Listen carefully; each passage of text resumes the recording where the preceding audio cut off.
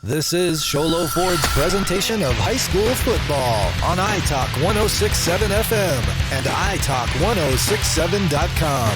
Also brought to you in part by Northland Pioneer College, Ace Hardware of the White Mountains, Honda Ski and Outdoor Sport, Deemer's Glass, Beeler Orthodontics, Summit Regional Medical Center, Octopus Car Wash, Mountain Mobile Auto Glass, and Little Bluebird Studios.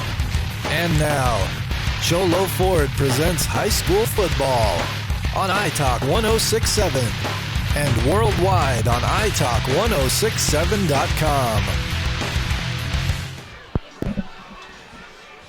Very good evening from Snowflake High School, where the 3-1 Lobos are playing host to the Pusch Ridge Lions, who come in 1-2 and made the trek up from the Tucson area for this windy and a little bit of a chilly evening as fall starts to descend here in the mountains. I'm Derek Palmer alongside Punt Cooley as Punt. The Lobos have really turned it around after suffering their first loss to Ben Franklin, have shut out their last two opponents in Florence and Page. Meanwhile, Pusch Ridge, after getting its win in the opener against Rio Rico, is yet to score in two losses against Walden Grove and Canyon del Oro. So the two programs seemingly trending in different directions as the Lions are looking now to really try to get back on the right path in a really tough venue. As we take a look at our Ace Hardware keys to the game, Ace Hardware has a 24/7 locksmith. The next time you're locked out of your car or just need a key replaced any hour of the day or night, any night of the week, call Ace Hardware, your helpful place with 3 locations in Pinetop, Overgard, and Sholo.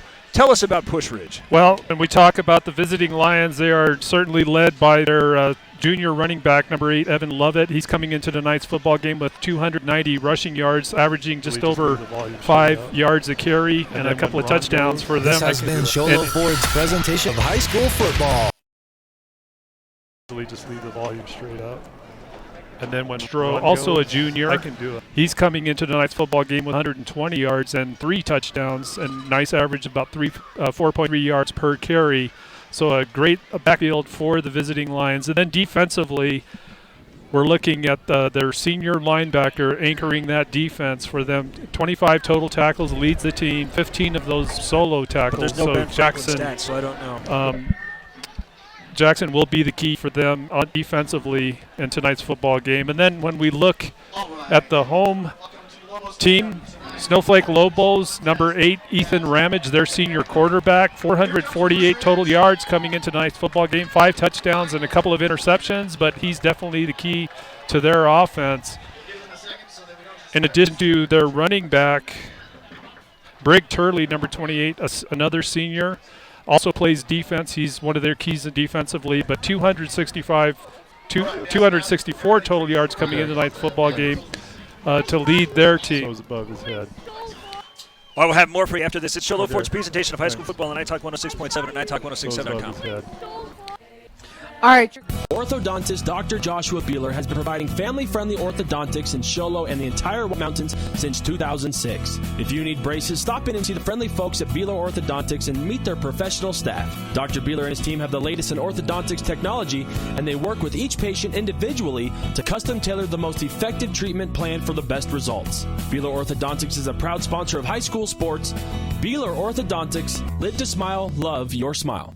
When you think glass, think Deemer's Glass in Lakeside. Deemer's Glass offers the best selection of quality glass with affordable prices. They do full home window packages, replacement windows, custom shower doors and enclosures, custom mirrors in many shapes, styles, and colors, glass doors and hardware, commercial glass for buildings, offices, skylights, screens, fire-rated glass for your fireplace or stove, window film, and more. Visit Deemer's Glass today on Porter Mountain Road in Lakeside or call 1-888-GLASSMAN.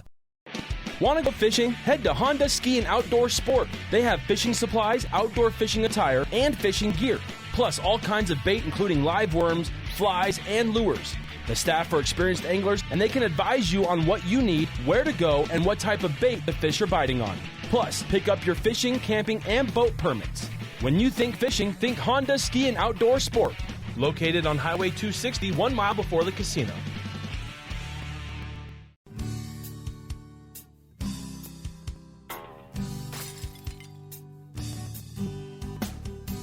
I got this. Don't take time out of your busy day. Let Mountain Mobile Auto Glass come to you. All our technicians are certified by the National Auto Glass Safety Council. Mountain Mobile Auto Glass will give you $50 cash, free movie passes, and free dinner. 536-5972. Mountain Mobile Auto Glass, cash back to you. Who sells the #1 truck in America? Sholo Ford. That's right. Not only do they sell it, Sholo Ford is the best place to buy it. Why? Guy Hatch guarantees it. In fact, he guarantees you'll get the best deal on your next Ford car, van, or SUV as well. It doesn't matter what you buy. Sholo Ford has the best deal. Sholo Ford on the east end of the Deuce and at sholoford.com. I chose Northland Pioneer College because it's close to where I live.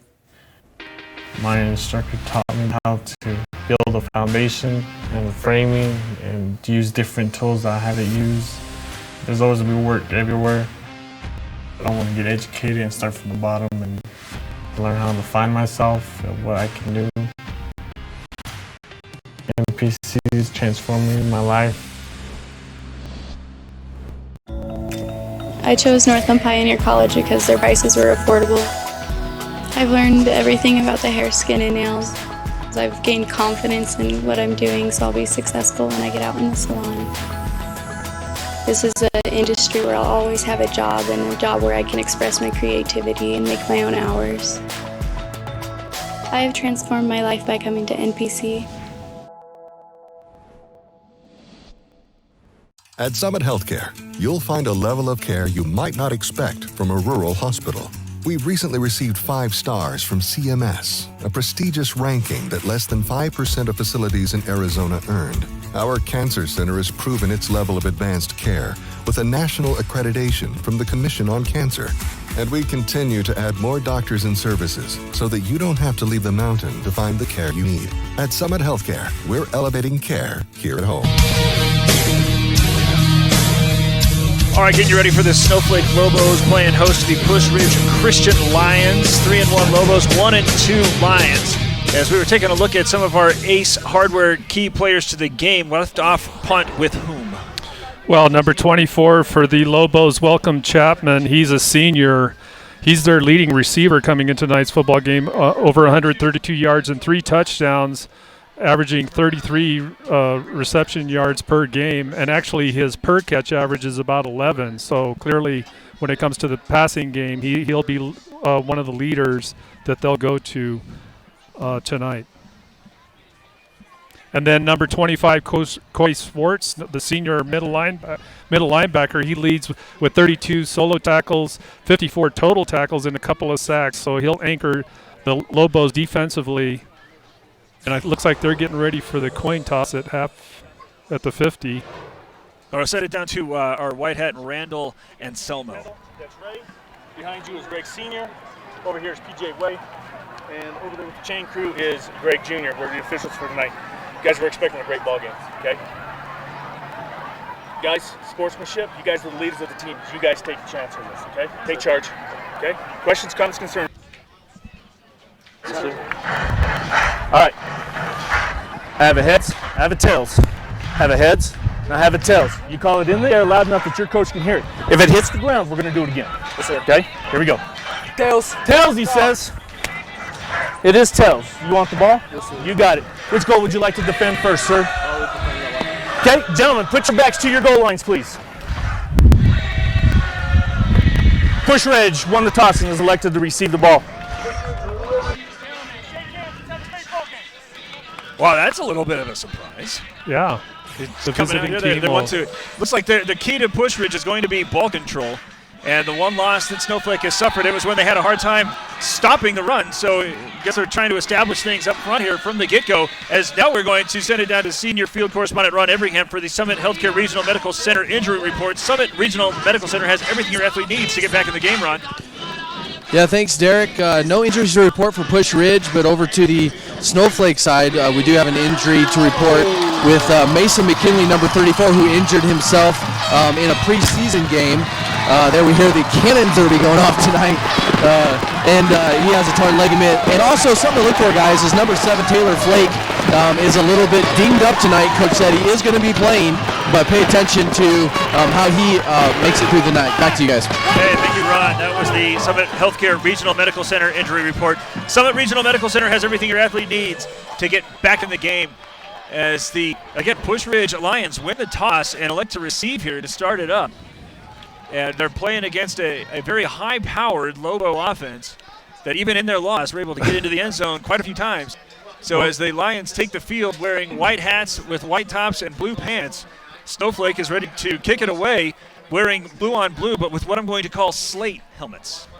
Back to receive this one for Pusch Ridge is the leading ball carrier in Evan Lovett, as he is joined with a John Goodwillie. As we're getting ready for the Northland Pioneer College kickoff. When it comes time to kick off your college education, choose the college with the lowest tuition in Arizona.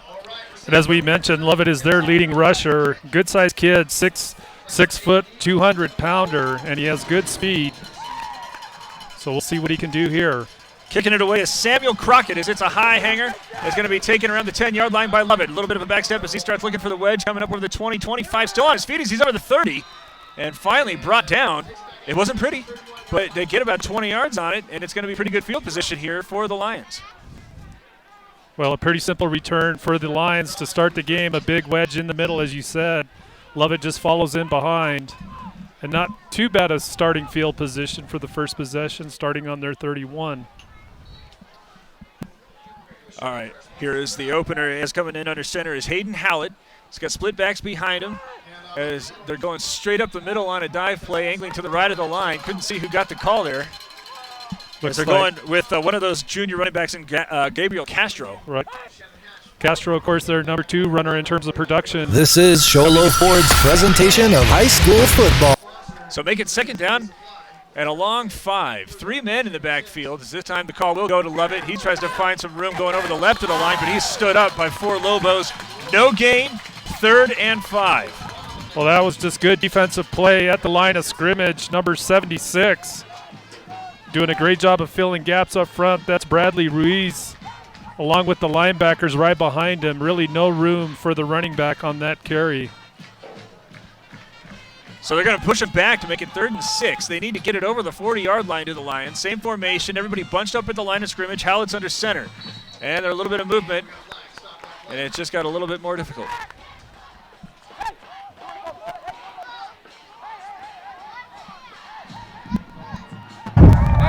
Dead ball, false start. Number 53 on the offense. 5 yards, still 3rd down.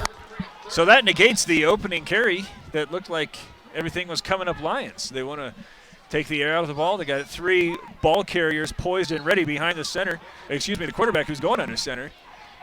But a no gain on 2nd down, and then a costly false start to make it 3rd and 11 with the clock running here on the opening possession. 10:40 to play. And the Lions in a little bit of a sticky situation. Snowflake not respecting the pass at all. Everybody is 10 yards inside that line of scrimmage as they're going to hand it off. Lovett's going to try again, diving up the middle. He gets those 5 yards of a 1st down. That's Coy Schwartz in for the tackle for the Lobos. Again, one of the leading tacklers for the Lobo defense, doing a good job of just stepping up in that hole and making the tackle. Lovett's going to move back, and he's set to kick it away. Welcome Chapman now, backtracking close to his own 35-yard line as he's set to receive this one, as it looks as if the Lobos had successfully forced a 3 and out. The punt is away. It's low, but it's long. Bounces at the 35 and then out of bounds over the 30, and it will be reasonably decent field position for the Lobos after they, whoa, it's getting better as the official walks over the 30 and all the way up to the 33, and that is where Evan Ramage is going to lead the Lobos out to take over with 9 minutes and 55 seconds to go here in the first. First possession for Snowflake as there's no score. And we can look for Snowflake to try to establish that running game early in this football game. Coming into tonight, they're over 600 yards in rushing and compared to about 450 for passing. Receivers come out split wide on either side as there's 2 running backs flanking Ramage, who's working from the shotgun. A little bit of a change now as he is providing signals to both his receivers now with his stance ready. Fakes the give, looking to pass, coming to the near side, now moves the pocket to his left. Wants to go back, but he's wrapped up and brought down for a big loss. That's number 50 for Pusch Ridge, Christian Cromwell, sophomore linebacker coming up. And Ramage was actually looking for a receiver, but good coverage by John Goodwillie for the Lions, covering that outside receiver, and that's what caused the sack by number 50 Cromwell. So a good defensive start for Pusch Ridge. Now facing 2nd and 17, pushed all the way back to the 26-yard line. Same formation for Snowflake, though, now moved over to the near hash. Ramage from the shotgun has the snap again, and now drops the football as he tried to fake the pass, or I should say the handoff, to the running back on his left and then give it over to the man on his right. And there was just a bad exchange. Yeah, really horrible exchange, actually, between the quarterback and the running back. Fortunately, Ramage right there to pick it up. But, again, they lose yardage to the Lobos, so it's going to be 3rd and 18. Yep. Now going with the pistol, Taryn Green is behind Ramage. Trips going to the right side. Ramage moving the pocket in that direction. Looking upfield now as he's got time. Throws it toward the sideline where it's right at the yard marker. And it's said to be hauled in. They needed 18, and it looks like they might have got 17. Number 24, Welcome Chapman. He was the deepest receiver on that route, and he actually does a really smart thing coming back towards the quarterback as he's flushing to the right. And a lone thrown pass on purpose by Ramage so that the receiver could come back to make the reception, and it's right at the first down marker. Went right in front of the Pusch Ridge sideline, and they all started signaling incomplete. Yeah, look, like I said, it was an intentionally low pass to get it away from the defender. And it's good enough for the first down. So that Mountain Mobile Auto Glass first down provided by Ramage's legs being able to move the pocket, and Welcome Chapman being able to get down and scoop that one up off the turf. I should say just before it hit the turf. And the first time the chains have been moved, 8 minutes and 15 seconds to go here in the first quarter. No score, but Snowflake having picked up a big 3rd and long. Now going back to that formation with running backs on either side, they're going to go with the man on Ramage's right. I think that's Brig Turley for his first carry, busting off a nice run of about 6 yards. Good job by the line up front. Lots of room for Turley.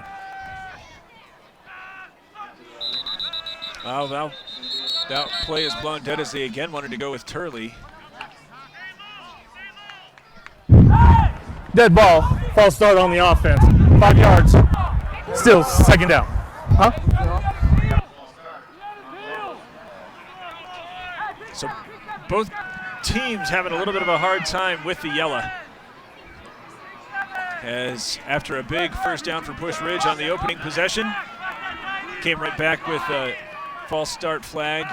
And now it's Snowflake in a similar circumstance after a big 6-yard gain, 5 yards, push them back, but that sets up the screen where it's had by Green. He's cutting up the center of the field, now cuts it to the left. He's over midfield and over the 40 before being brought down by his shoestrings by Ryan Fontaine. But a big gain there on 2nd and 9 to move the chains for Mountain Mobile Auto Glass first down and get into Lion territory for the first time this evening. Well, a great call by the Lobo offense with that little middle screen. Had good rush from the outside, but the linebackers just weren't there. And as you say, one of their safeties, Fontaine, had to come over to make the saving tackle. Trying to go with Turley as he's still on his feet after he gets through the initial surge and has a big 5-yard gain. Great job by Turley. He was jammed up by the defense, but he did not go down, just kept those feet moving and busts off another 2 or 3 yards after contact. So an excellent run by him. 2nd down and 5 with 7 minutes to go. No score, but Snowflake is threatening. Receivers split on either side. 2 backs in the backfield. This time going with Green as he is able to slip a tackler at the line of scrimmage, then go over the left of the line and across the 30 to the 25 and have enough for a Mountain Mobile Auto Glass first down. And there looks to be a Lion who's injured. Yeah, that's number 42 for the Lions, Philip Reka. He's a junior defensive lineman.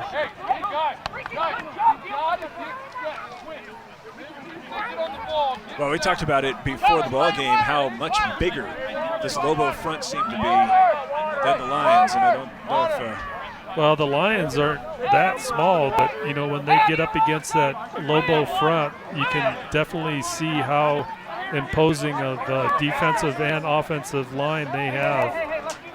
So it looks like they're working on his left leg around the knee.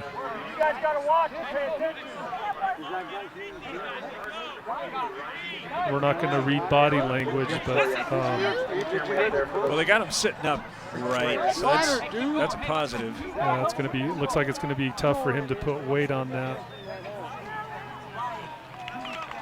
Now he's walking off. It's a round of applause from both sides as this team now facing a 1st and 10 against a Snowflake team that, after initially having gone backwards and having to pick up a 3rd and 18, which was converted between Ramage and Welcome Chapman, it has since been really going downhill as they've been going with primarily Green and Turley to now get it just outside the red zone, facing 1st and 10 on the Pusch Ridge 23. Clock moving just under 7 minutes to go, so they're going to send a screen pass out to the near side where it's going to be grabbed by Welcome Chapman as he picks his way toward the near sideline and has another big gain on 1st, this time good for 8 yards. Yeah, nice gain and good game tackling by the Lions once they do end up catching up to a big hit by John Goodwillie on Chapman, but puts Snowflake in great position here. Inside the red zone, facing 2nd and 2. Turley gets the call, goes straight up the middle, and is able to fight his way all the way down to the 10 and have enough for a Mountain Mobile Auto Glass 1st down. Nice run by Turley, and again, Gabriel Witt, number 54 for the Lions, one of their linebackers coming in to make a tackle. Well, he's just outside the 10 on the 11. As this time they go with Green, and he is able to penetrate toward the 5-yard line, and on 1st down they're continuing to pick up these big 5- and 6-yard gains. Yeah, nothing really fancy from the Lobos right now. They're keeping the ball in the middle of the line and just utilizing that big front to try to gain yards, punching it close to the goal line. Hand off again, going to the right man. This time it is Turley moving to the left. No, that's Green, as he is strung out pretty nicely there by the Lion defenders, but able to penetrate the 5-yard line and make it now 3rd down and 3 from the 4. Tyler Mustaine, number 11, one of the safeties for Pusch Ridge, having to come over to trip him up. But as you say, not until after a nice gain by Green. Facing 3rd and short. This time going with Turley as he fights his way over the right side of the line, but I don't know if he got it. He did a great job of dragging at least 1, maybe 2 defenders. Did Turley, really strong runner, but it'll basically put the Lobos really close to the goal line, like right up against the goal line, it looks like. Well, they're signaling 4th down, so I'm not sure what they're doing over. I'm trying to. Yeah, that's a 1st down. All right, now they signal 1st, so he got the needed 3 yards. That's the 4th carry for Turley. That's been good for 18, and now just outside the end line, here come the Lobos looking for the game's first scores. They got a big formation up front. Handoff is going Green. He goes to the left, and he's into the end zone for the score. Touchdown, Snowflake.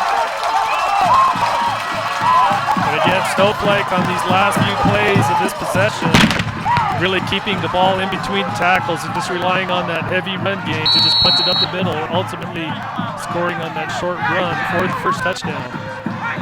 Coming back in to do some kicking is Samuel Crockett as the Lobos lead 6-0. They got it done on both the ground and through the air as Ramage was 3 for 3 with 48 yards. And then both Turley and Green running for 18 and 19 yards respectively. As the snap is down, the kick is away, and it is good. 7-0 Snowflake leads with 5 minutes and 9 seconds remaining in the 1st quarter. This is high school, Shoulder Ford's presentation of high school football on iTalk 106.7 and iTalk1067.com. Orthodontist Dr. Joshua Beeler has been providing family-friendly orthodontics in Show Low and the entire White Mountains since 2006. If you need braces, stop in and see the friendly folks at Beeler Orthodontics and meet their professional staff. Dr. Beeler and his team have the latest in orthodontics technology, and they work with each patient individually to custom tailor the most effective treatment plan for the best results. Beeler Orthodontics is a proud sponsor of high school sports. Beeler Orthodontics, live to smile, love your smile. All right, so we had 2 different offenses posing different problems. Pusch Ridge was all self-inflicted. Right. As they went 3 and out with a penalty. Snowflake looked like they were going to follow the same sort of suit, but instead we're able to pick up 3rd and 18 and eventually score. Crockett's back out for another Northland Pioneer College kickoff. As he's got this teed up at the 40, he's on the approach, and this time high and angling to the right. Lovett going to go and watch that one go over and into the end zone for a touchback. Northland Pioneer College kickoff. When it comes time to kick off for college education, choose the college with the lowest tuition in Arizona. That is Northland Pioneer College.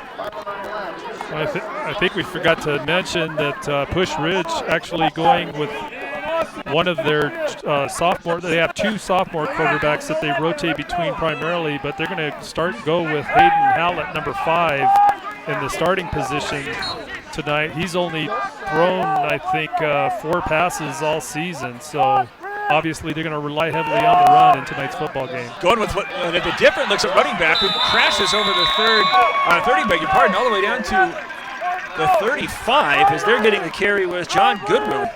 And he's been lining up out there. It had been nothing but Lovett Castro previously, but John Goodwill getting the carry, and he's got the biggest gain on the day for Pusch Ridge, as that one's good for 15 yards and a Mountain Mobile Auto Glass first down. Already with the snap, this time it's Lovett. Runs into trouble at the center of the line, bounces out to the left, and is now stood up. Not before he is at the 40, and now getting a big surge as he's pushed all the way down to the 43, and another big gain, this time for 8 yards. And look at the Lions in business. Yeah, we talked about Turley for Snowflake with his after contact effort of just keeping those feet moving. You can see the same here from Lovett. He gets at least another 5 yards after a bunch of Lobos gang up on him. So just a great job by him. We just talked about how Hayden Hallett does not attempt many passes. Seems like it'd be an opportunity for one. So they're going to go with Lovett, who goes this time straight up the center of the line and is all the way to midfield for another Mountain Mobile Auto Glass first down. Operating really quickly here are these Lions. Well, on this possession, the Lions are clicking better. We're seeing where they're able to open up some holes in between the tackles.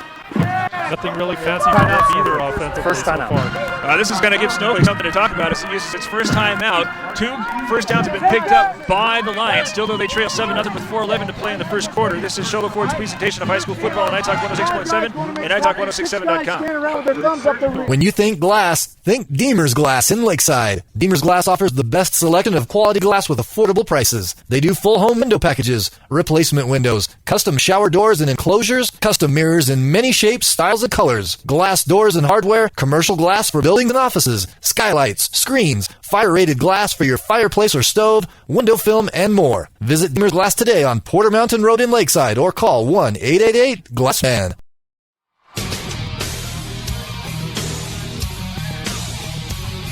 All right, well, Snowflake having to use a timeout here, punt, after watching the Lions pick up 30 yards on just 3 carries. Yeah, and we could see Coach Hargrove for the Lobos getting after his D there.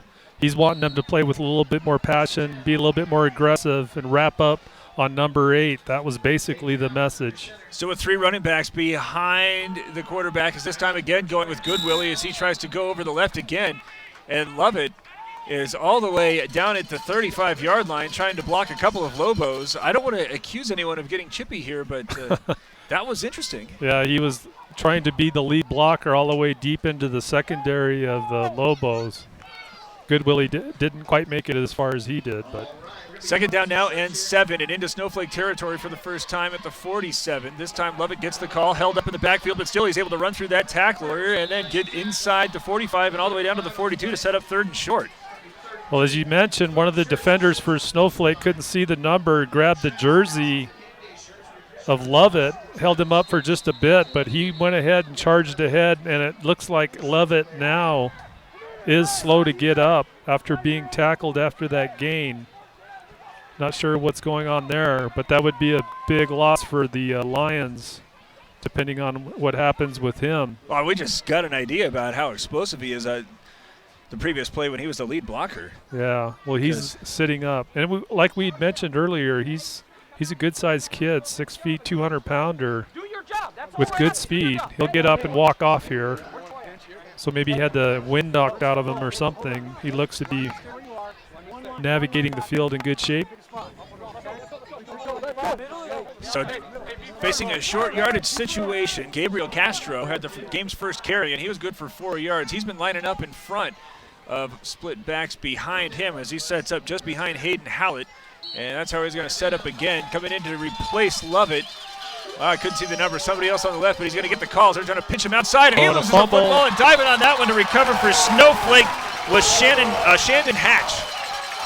Good recovery. Couldn't see who did the strip, but Tyler Mustaine, the runner, actually had a nice little seam to run through. You could see a hand reach over and pull the ball right out of his grasp.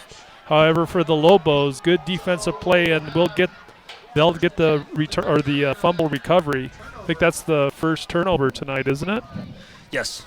And what makes it worse for the Lions is Pusch Ridge would have had first down. Yeah, they had good offensive momentum, and compared to their first possession in particular, did much better on that second possession. All right, starting on the run, 39, leading 7-0, 3:15 to go in the first quarter. From the shotgun, Ramage hands it off. No, he fakes the give. Now looking to go up top where he's trying to find Chapman, but it's no good over his head.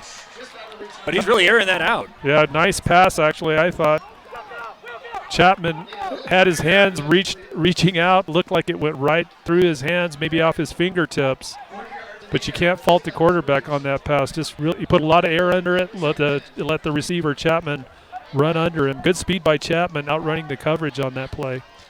Receivers on either side of the line, Green and Turley on the left and right side of Ramage, who's again in the shotgun facing 2nd and 10. This time going to go with Green as he starts countering toward the right, goes over the 40 and close to the 45. Pickup of 6 is going to set up 3rd and 4. And again, a nice hole up front. That Snowflake line doing a good job of allowing those running backs to get clean through the line of scrimmage. Another play where one of the secondary guys, Mustaine for Pusch Ridge, having to come over to make the tackle. Same formation as Pusch Ridge getting a little bit jumpy, leaning over the line here on the edge. The Snowflake now going to change it up. Been operating without a huddle, have the Lobos throughout. Now facing 3rd and 4 as Ramage has the shotgun snap. This time tries Turley as he goes over to the right side. He's going to be very close, but about a yard short of another first down. So make it 4th and 1. And this is an interesting part of the field here, especially after the Lions had just got done running it down the Snowflake Lobos' throat.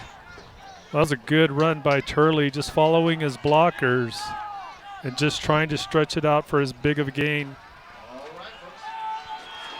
All right, going forward on 4th and 1. And again, this time going with Green as he's kind of joint hand in hand with Turley, getting over the 50 and should have enough for a first down. What an odd play that was. Well, just looks as if both ball carriers had their hands on it. Yeah, it's just they're going right up the gut, following those linemen. Turley just following in behind that big front on a big surge by the line, and enough for the first down. Moving into Pusch Ridge territory just over midfield with 1 minute and 50 seconds to go in the first quarter. Snowflake with the football after the turnover, leading 7-0. This time going with the pistol. Green is behind Ramage. 2 receivers make it 3, going split wide to the right as they're going to set up the screen, but it's thrown behind Green. He would have had to make one man miss and then would have had all sorts of green in front of him. Yep. But instead it's going to fall incomplete for 2nd down. Well, another screen attempt by Snowflake. Earlier we saw them do that middle screen that busted off a big gain. Tried to do the same there, but Green, I don't think even ever saw that ball. He was turning in a different direction from where Ramage was putting the pass. So, with the clock stopped at 1 minute 36, here is a 2nd and 10 play with the handoff going to Turley, countering to the left over the 45. Oh, that's Green who has a big 7-yard carry to make it 3rd and short as we send it down to Ron Ibrahim for a report on Lovett. You had a chance to talk to Lovett here over on the bench. He's having his left ankle retaped.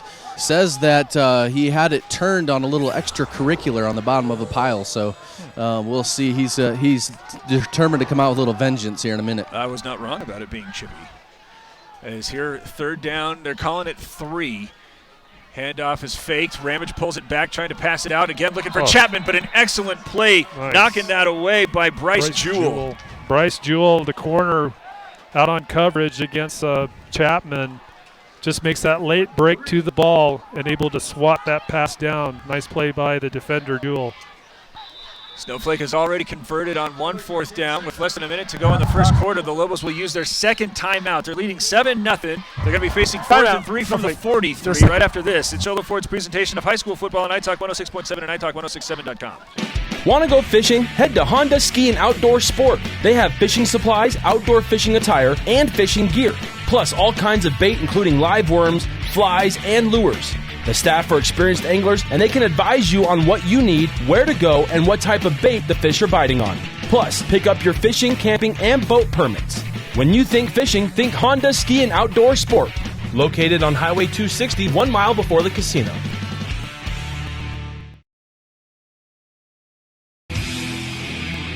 Facing 4th and 3 on the previous 4th and 2. It looked as if both Turley and Green kind of had a joint carry.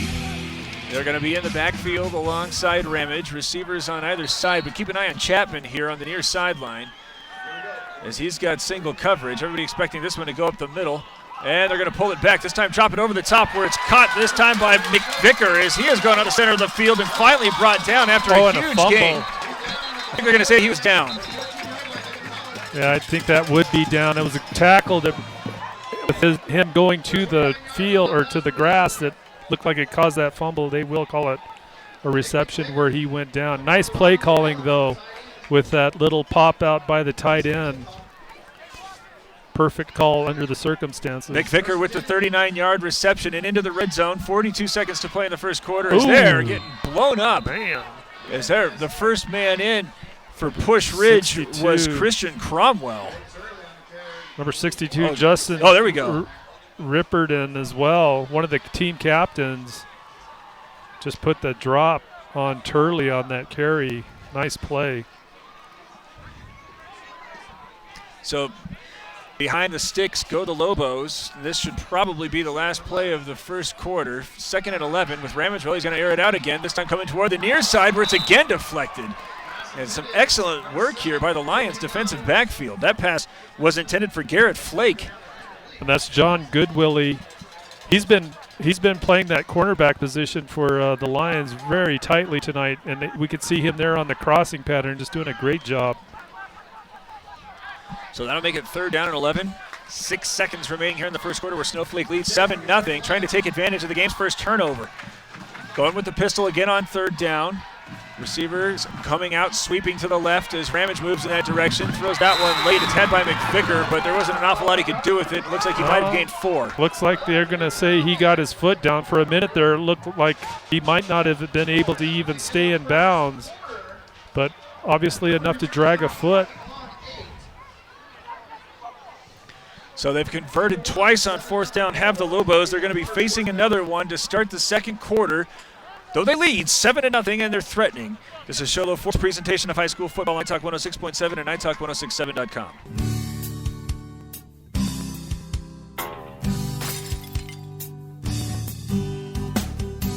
I got this. Don't take time out of your busy day. Let Mountain Mobile Auto Glass come to you. All our technicians are certified by the National Auto Glass Safety Council. Mountain Mobile Auto Glass will give you $50 cash, free movie passes, and free dinner. 536-5972. Mountain Mobile Auto Glass, cash back to you.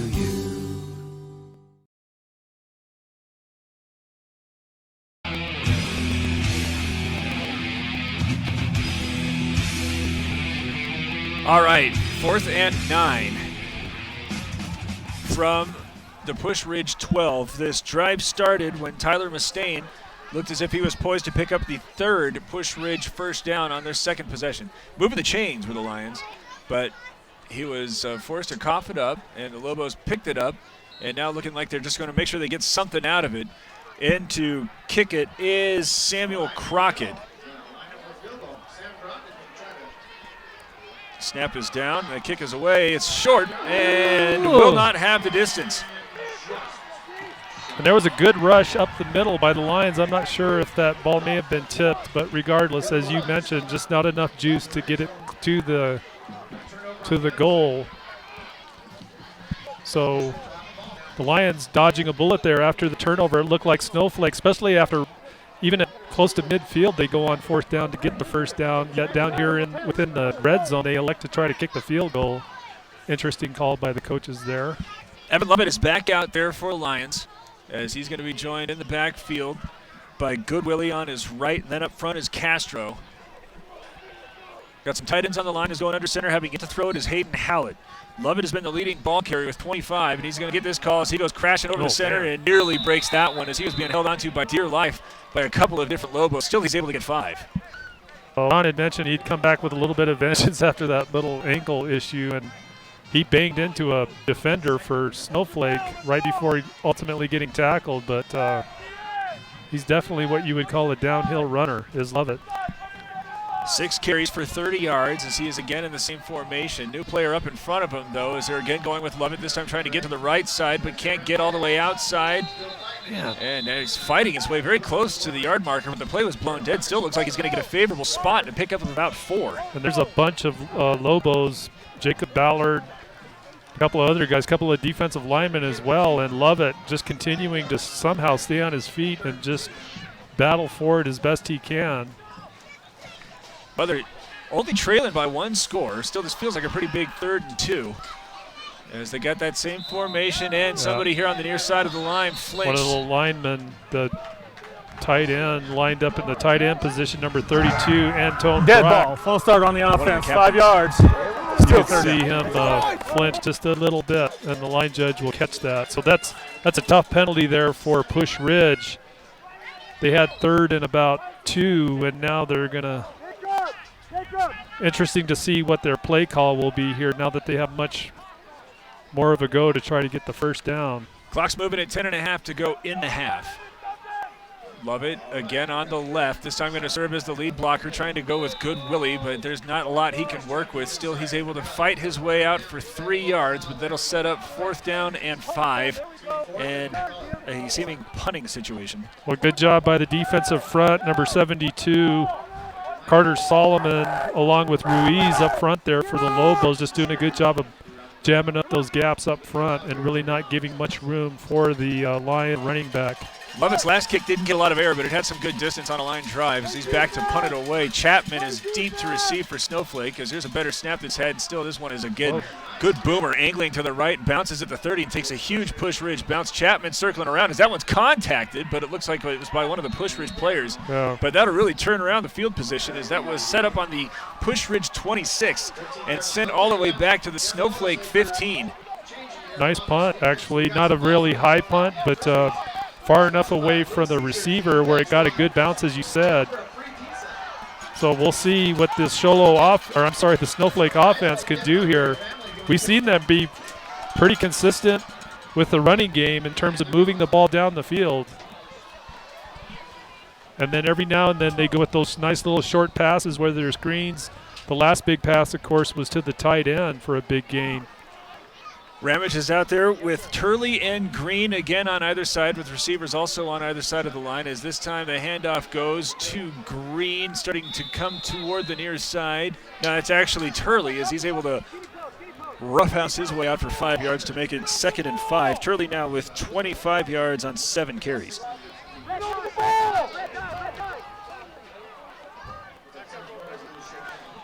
Ramage out there 5 for 9 for 91 yards. His favorite target has both been Welcome Chapman and Nick McVicker. But this seems like a running situation for the Lobos, facing an intermediate 2nd down on the 19-yard line. Fake the handoff, though, looking to go up the center of the field where it's going to be nearly grabbed, but dropped at the very last moment. A lot of contact between the receiver and the defender. They will throw the flag. Number 20 for Pusch Ridge, John Goodwillie. I don't know if we have a replay on that, but you could see a lot of contact as the pass was floating in to the receiver. Intended receiver was Josh Solomon, who has not had many passes thrown his way this year. In fact, I think that was his first. So the Lobos expanding the depth as During the play, pass interference on the defense, 15 yards from the line of scrimmage, 1st down.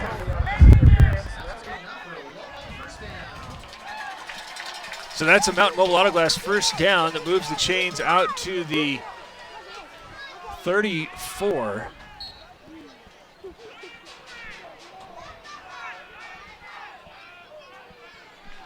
Handoff this time is faked, trying to swing it out here to the near side where an over-the-shoulder catch was attempted, but incapable of bringing that one down. was McVicker. That's the tight end, McVicker, floating out, and that's a tough pass to catch. He's basically looking right over the top of his head. A well-placed pass considering where the defenders were, but a tough pass to pull in. We got another flag down. Yeah, we have another flag. The officials gathered up close to the line of scrimmage, trying to figure out what's happening here. This is on, the flag is resting, I should say, on the 39, which is downfield.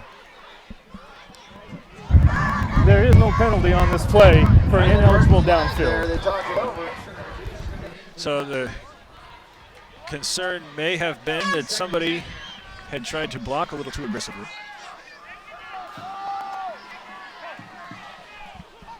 .8:55 to go, 2nd and 10, still on the 34. Two receivers now on the near sideline as the backs again are Turley and Green coming left to right with Ramage in the shotgun. Handoff goes Turley, started his steps, now works his way through the initial swarm of defenders, crosses the 40 and is brought down at the 42. Number 32, Anton Brack, coming over ultimately to make the tackle, but a nice run by Turley, blowing through not much of a hole at the line of scrimmage, but just a great run by him, great effort to get that gain. Make it 3rd down and 2 as this time they'll go Green. He is stopped short of the line of scrimmage, though, as he is spun down for a 2-yard loss. 53, Alex Mullen, one of the defensive linemen for Pusch Ridge, doing a great job of getting nice penetration into the backfield and wrapping up on Green before he could even get any momentum. But here we are again, 4th and short. Snowflake obviously going for it. They have been doing that pretty much the entire game, except for that field goal attempt down in the red zone. Really nice spot there to give him a yard when it looked like it was going to be a loss. So 4th and 1 from the 42. I formation is Ramage is under center for the first time, but I think there was some movement on the left of the line. They were just going to try to keep with Ramage, who was not going to get it. Yeah, that's going to be against Snowflake. They just were out of sync completely on that play. Dead ball, false start. Number 78 on the offense. Repeat 4th down. So it'll be 4th and about 6, and it looks like with some personnel changes for the Lobos, they're going to bring in the punt team.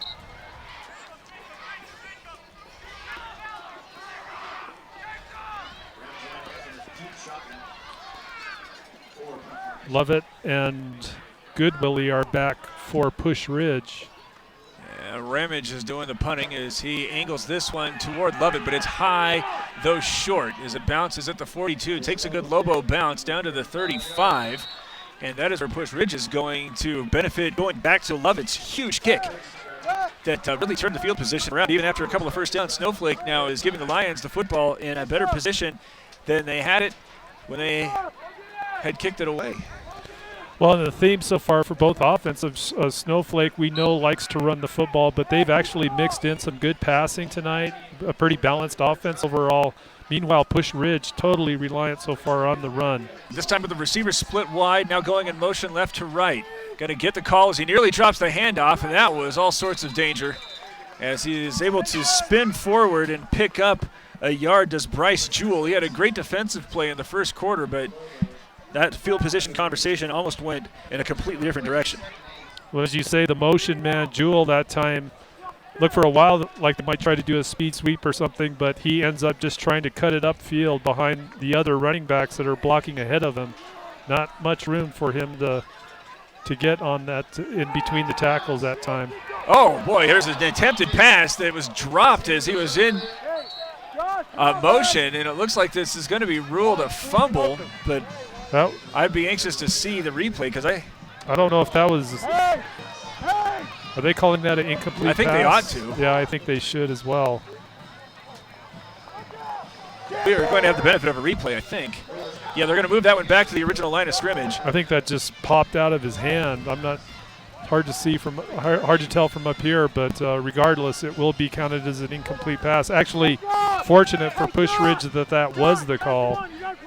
Well, they're getting a little bit of the Butterfingers here with 6.5 minutes to go until the half. 7-0, the Lobos are leading. Snowflake scored on its opening possession, but that has been the extent. Now trips coming out to the left, split backs behind Howlett, who's going to drop back again, coming to the near side where it's caught by Lovett, but right at the yard marker. A nice job with the swarming tackle but the forward progress is going to have him really close to a first down. That's Turley in on the tackle. There's definitely some, as you call, extracurricular going on between Lovett and some of the Snowflake players. I'm not sure if there's some talk that goes with that, but I would put a hefty sum of money on it. 4th and inches with less than 6 minutes to go, and Pusch Ridge is going for it.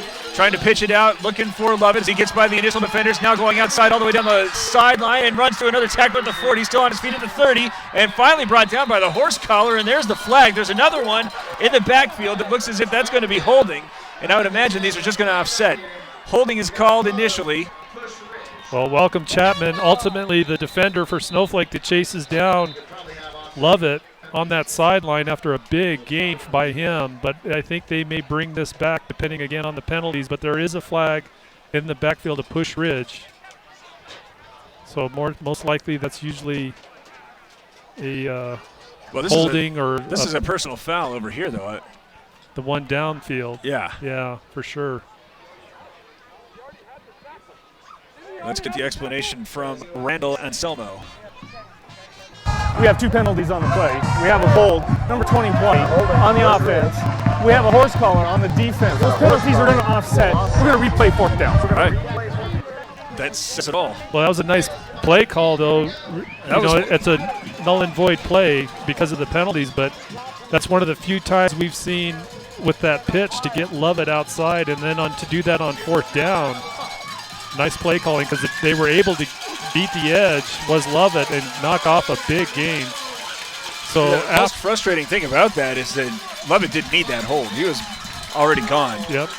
So there's a little bit of frustration now as I think Pusch Ridge is going to take a timeout. They just went for it on 4th We have a timeout on the field. Nearly 50-yard Pusch Ridge, first timeout. They're going to have a conversation anyway. Facing again 4th and inches with 5:41 to go here in the half. Snowflake leads 7-0. This is Sholo Ford's presentation of high school football on iTalk 106.7 and iTalk1067.com.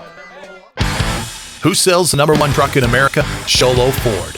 That's right. Not only do they sell it, Sholo Ford is the best place to buy it. Why? Guy Hatch guarantees it. In fact, he guarantees you'll get the best deal on your next Ford car, van, or SUV as well. It doesn't matter what you buy. Sholo Ford has the best deal. Sholo Ford on the east end of the Deuce and at sholoford.com.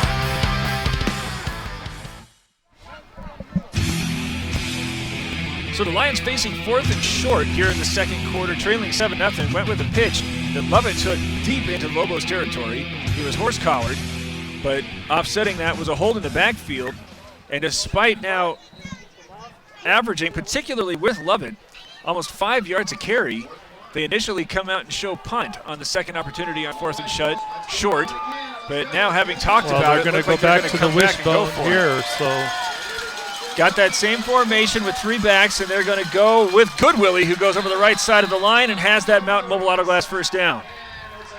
Well, and again, Goodwillie is the dive back, and he does bust off, obviously, a nice run, more than enough to get the first down. But watching the defenders, especially those linebackers, you could see Lovett move out as a pitch back, and that draws some defensive attention when they see him moving outside like that. 5:28 to go in the second quarter, 7-0 Snowflake leading. Is here taking the option and now keeping that one as he is met by 3 Snowflake defenders, and leading the charge was Payson Carden. That's a big hit there by Carden.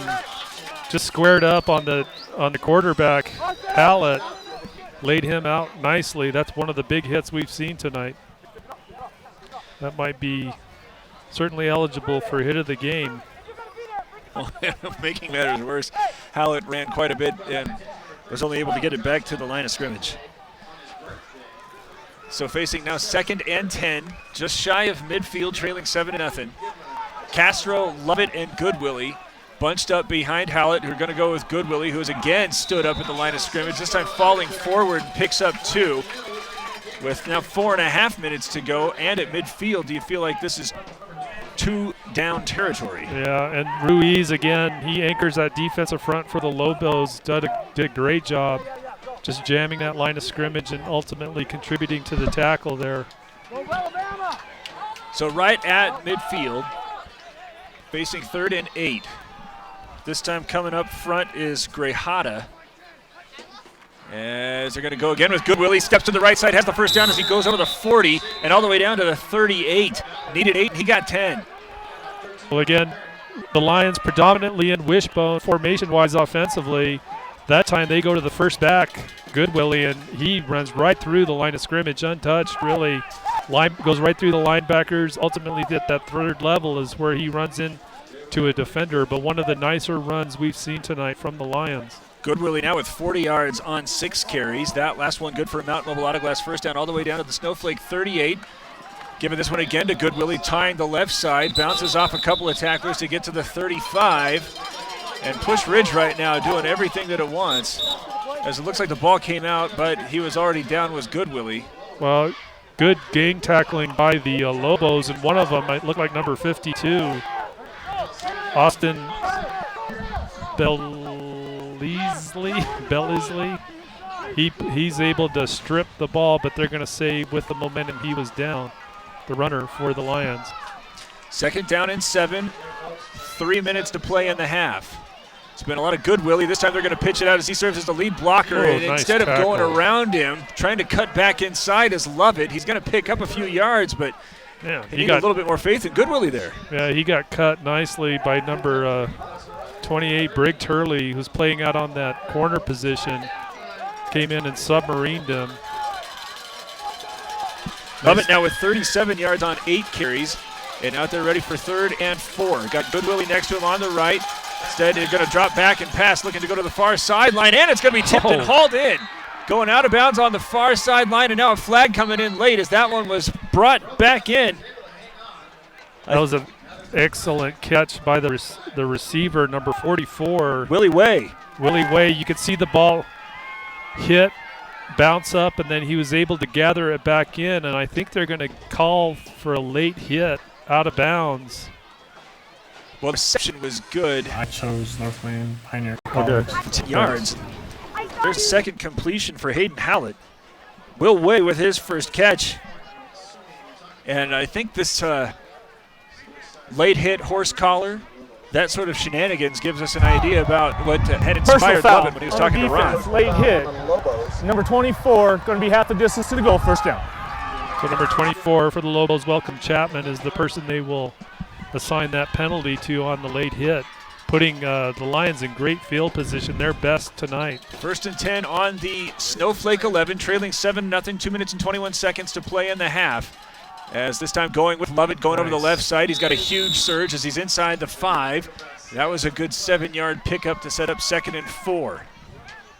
Well, as you say, a good surge on that left side of the Pusch Ridge line. Number 61, also Paul Kenworthy, one of their offensive linemen, doing a good job of leading Lovett up through that 2nd level, 3rd level of the Lobo defense. Well, he stopped at the 5. Clock under 2 minutes to go. Is again going with Lovett. This time trying to go over the right side. He's tripped up at the line of scrimmage, but falls forward very close to the yard marker. And a Mountain Mobile Auto Glass first down. Looks like he's going to be just short. But with 90 seconds to go, here's a couple of cracks to try to get into the end zone for the first time in 2 weeks.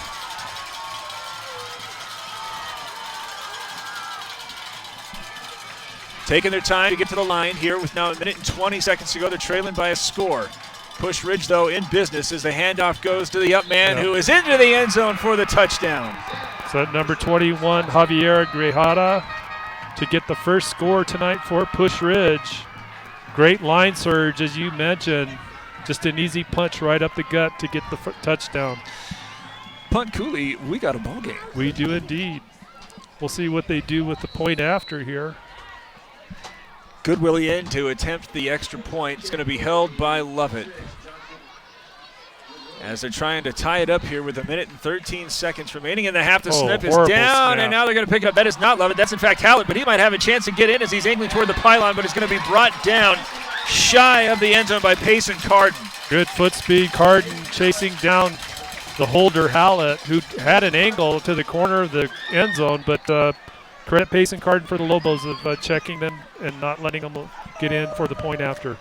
So Snowflake's lead is preserved, but requiring a miscue. Still the Lobos happy to lead 7-6. They're going to have 1 minute and 13 seconds to work with. Have the quarterback in Ramage, who's 5 of 9 for 91 yards. And it ought to be also noted that the Lobos are going to have the football at the start of the second half. And I think, Al, having watched almost one half of football, it's easy to understand where Pusch Ridge was coming from. I asked him for that first one, and he just couldn't get the running game going. But everything that has happened since, you can really kind of get into their headspace, where they've really controlled this second quarter just by running the football. Yeah, nothing really fancy. I mean, we saw the one play where they definitely designed it to go way outside with Lovett and his speed. That play ultimately called back on a penalty, but other than that, for the most part, they're between the tackles or maybe off the ends a little bit. But with that wishbone offense, just making it simple with the running game. Lovett's got it ready for the Northland Pioneer College kickoff as he approaches and sends this one swimming. It's taken and brought down almost immediately. As there was a little bit of a danger zone by David Ruiz. Or I'm sorry, you're right. David Ruiz, good hands up front. Feels like one of those where coach is saying, no, yeah. I'm not sure Lovett, I'm not sure if that was intended to be an onside kick. I think he just didn't get it. Because judging from what the other players were doing on the kick team, it looked like they were wanting to go downfield. Well, Snowflake now in business on the 50. 69 seconds to go, leading 7-6. They got an awful lot of time to work with, though, just one timeout. As they're going to set it up here with more of their third down look in the pistol. Green is deep. 3 receivers going to the left as Ramage takes the snap. Short drop now coming up in the pocket, going over the middle where he's got his man caught with tight end McVicker. 21-yard pickup. 112 yards now on 6 completions. Snowflake, when they've gone to it, their passing game has been pretty sharp tonight. Same formation, Tripp still going to the left. This time looking that direction as McVicker has it in the flat, steps around one tackler to get to the 20, and then tackled inside the 15 all the way down to the 11. 19 yards on that one. Actually, that was number 84. McVicker was deeper downfield. That was Rev Brimhall on the reception. Oh, look at that. His first reception tonight. That one good for 19 yards. And a Mountain Mobile Auto Glass first down. Again with a short drop, looking over the middle and lofting this one again, looking for Brimhall, but this one is overthrown and incomplete, but it stops the clock at 32 seconds to play here in the second quarter. Well, interesting play calling here from the Lobos. We've seen them rely pretty heavily on the run game and have success with it in earlier possessions, but here they go right to the passing game on all plays, doing a good job of moving the ball down into the red zone. We'll see if they stick with passes here or if they go to some runs. Still with 3 receivers coming to the right. The lone man on the far side is Welcome Chapman. McVicker is in the middle of this Trips formation on the right. Looking in this direction is Ramage as he moves it to the right side. Still holding on to it as he flips it up and just overthrown. Garrett Flake, the intended receiver, he was wide open. He was wide open in the end zone. They were in zone coverage, it looked like. And Flake doing a good job of cutting back across the grain a little bit to get open. And just a nice little floater pass to him from Ramage, but timeout on the field. A little too Pusch high Ridge, for him that'll to be get their to second it. timeout. So Pusch Ridge calling a timeout, and probably to try to make sure that its passing defense is a little bit more shored up, because though that one fell incomplete, and previously there was an overthrown ball in the back of the end zone, but these receivers, both of them, were pretty open. Well, again, it's kind of interesting to see how Snowflake elects on this possession to go right to the passing game on all their plays after having seen them pretty much rely on the running game coming up to this point in the football game. Now they got a timeout. So do you have them set up? They've been using the pistol during this drive exclusively. Do they have them set up for a draw or something along those lines, and if they can't really find any success, use that timeout? Yeah, I don't know. They've got 25 seconds, so they could try seeing if they can get outside with their running game. I think it'll depend a lot on what formation we see them come into. They've been spreading their offense with trips, and it looks like they're going to go trips again here. Green going to be back in that pistol. He's got 36 yards on 8 carries. Ramage, again with the 3 receivers coming to the near side. That includes his 2 faves now in Brimhall and McVicker. They are going to fake the handoff. Ramage pulls it back and looking for Chapman in the back of the end zone, but the pass was behind him and incomplete. Another pass right to the receiver. Ramage just delivered that one perfectly. Maybe a little behind Chapman. Chapman had to sit down and go for the reception, really kind of on his rear end, but it bounced right off his hands. Push Ridge, in the third last and final timeout. That was going to be a tough one to haul in. Think so? Yeah. Well, a little bit behind him, but he was still able to get both hands on it. But more importantly, he looked to be wide open. I mean, he was able to break away from the defensive coverage. So Snowflake has been getting receivers open. They're just not able to connect on the passes yet in this possession. Pusch Ridge calls its final timeout, trailing 7-6 with 21 seconds to play here in the half, and it seems like a kicking situation. Well, it's fourth down for Snowflake. And they look like they're going to set up for. Well, Crockett's going out to goal. kick. Garrett Flake is going to hold. And Pusch Ridge was able to get a push and really disrupt the last attempted field goal, as this time the snap is down and a little bit of a rush is going to frustrate. A high kick is again going to be just short. It was on line, but just not enough juice on that kick to get it through the uprights. Fell short. So the Lobos have left 6 points inside the 10-yard line and are going to seemingly go into the locker room with a 7-6 lead, but a basket of what-ifs. Yeah, for sure. Interesting here with 17 seconds to work with to see what the Lions do as Pusch Ridge comes out having been led by the ground attack. Evan Lovett with 48 yards, Goodwillie with 43. Castro, who sets up in front, now a late lineman coming off. They're waiting for a lineman to get on the field. As they have their 11. And Hallett going to hand it off. This time Lovett trying to cut back over the center of the line, but is going to be brought down, and that ought to do it, as the clock is under 10 seconds. And an exciting and rapidly played first half, where there is a 1-point separation.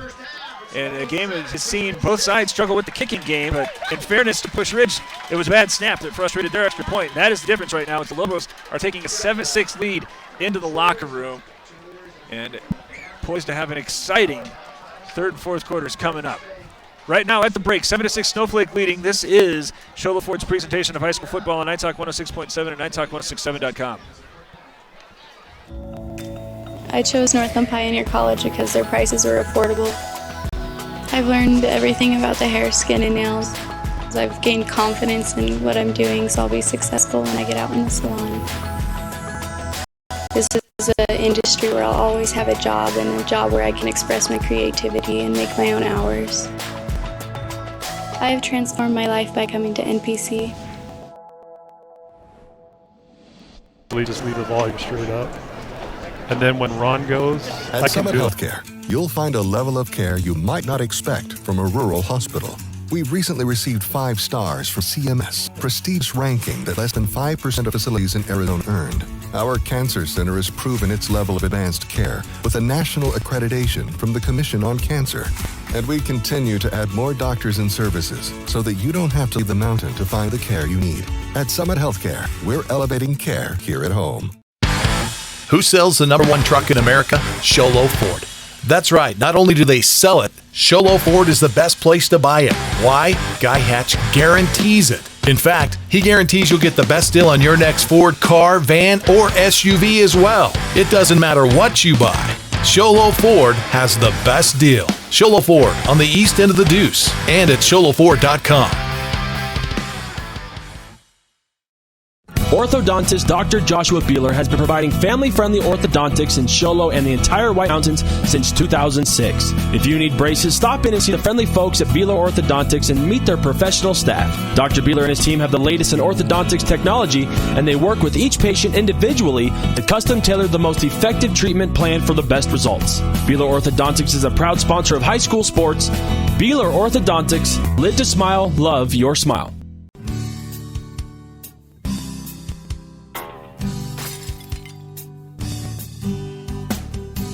I got this. Don't take time out of your busy day. Let Mountain Mobile Auto Glass come to you. All our technicians are certified by the National Auto Glass Safety Council. Mountain Mobile Auto Glass will give you $50 cash, free movie passes, and free dinner. 536-5972. Mountain Mobile Auto Glass, cash back to you. Who sells the #1 truck in America? Sholo Ford. That's right. Not only do they sell it, Sholo Ford is the best place to buy it. Why? Guy Hatch guarantees it. In fact, he guarantees you'll get the best deal on your next Ford car, van, or SUV as well. It doesn't matter what you buy. Sholo Ford has the best deal. Sholo Ford on the east end of the Deuce and at sholoford.com.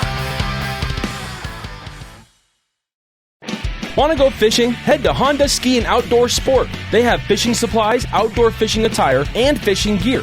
Plus all kinds of bait including live worms, flies, and lures. The staff are experienced anglers and they can advise you on what you need, where to go, and what type of bait the fish are biting on. Plus, pick up your fishing, camping, and boat permits. When you think fishing, think Honda Ski and Outdoor Sport. Located on Highway 260, 1 mile before the casino. I chose Northland Pioneer College because their prices were affordable. I've learned everything about the hair, skin, and nails. I've gained confidence in what I'm doing, so I'll be successful when I get out in the salon. This is an industry where I'll always have a job, and a job where I can express my creativity and make my own hours. I have transformed my life by coming to NPC.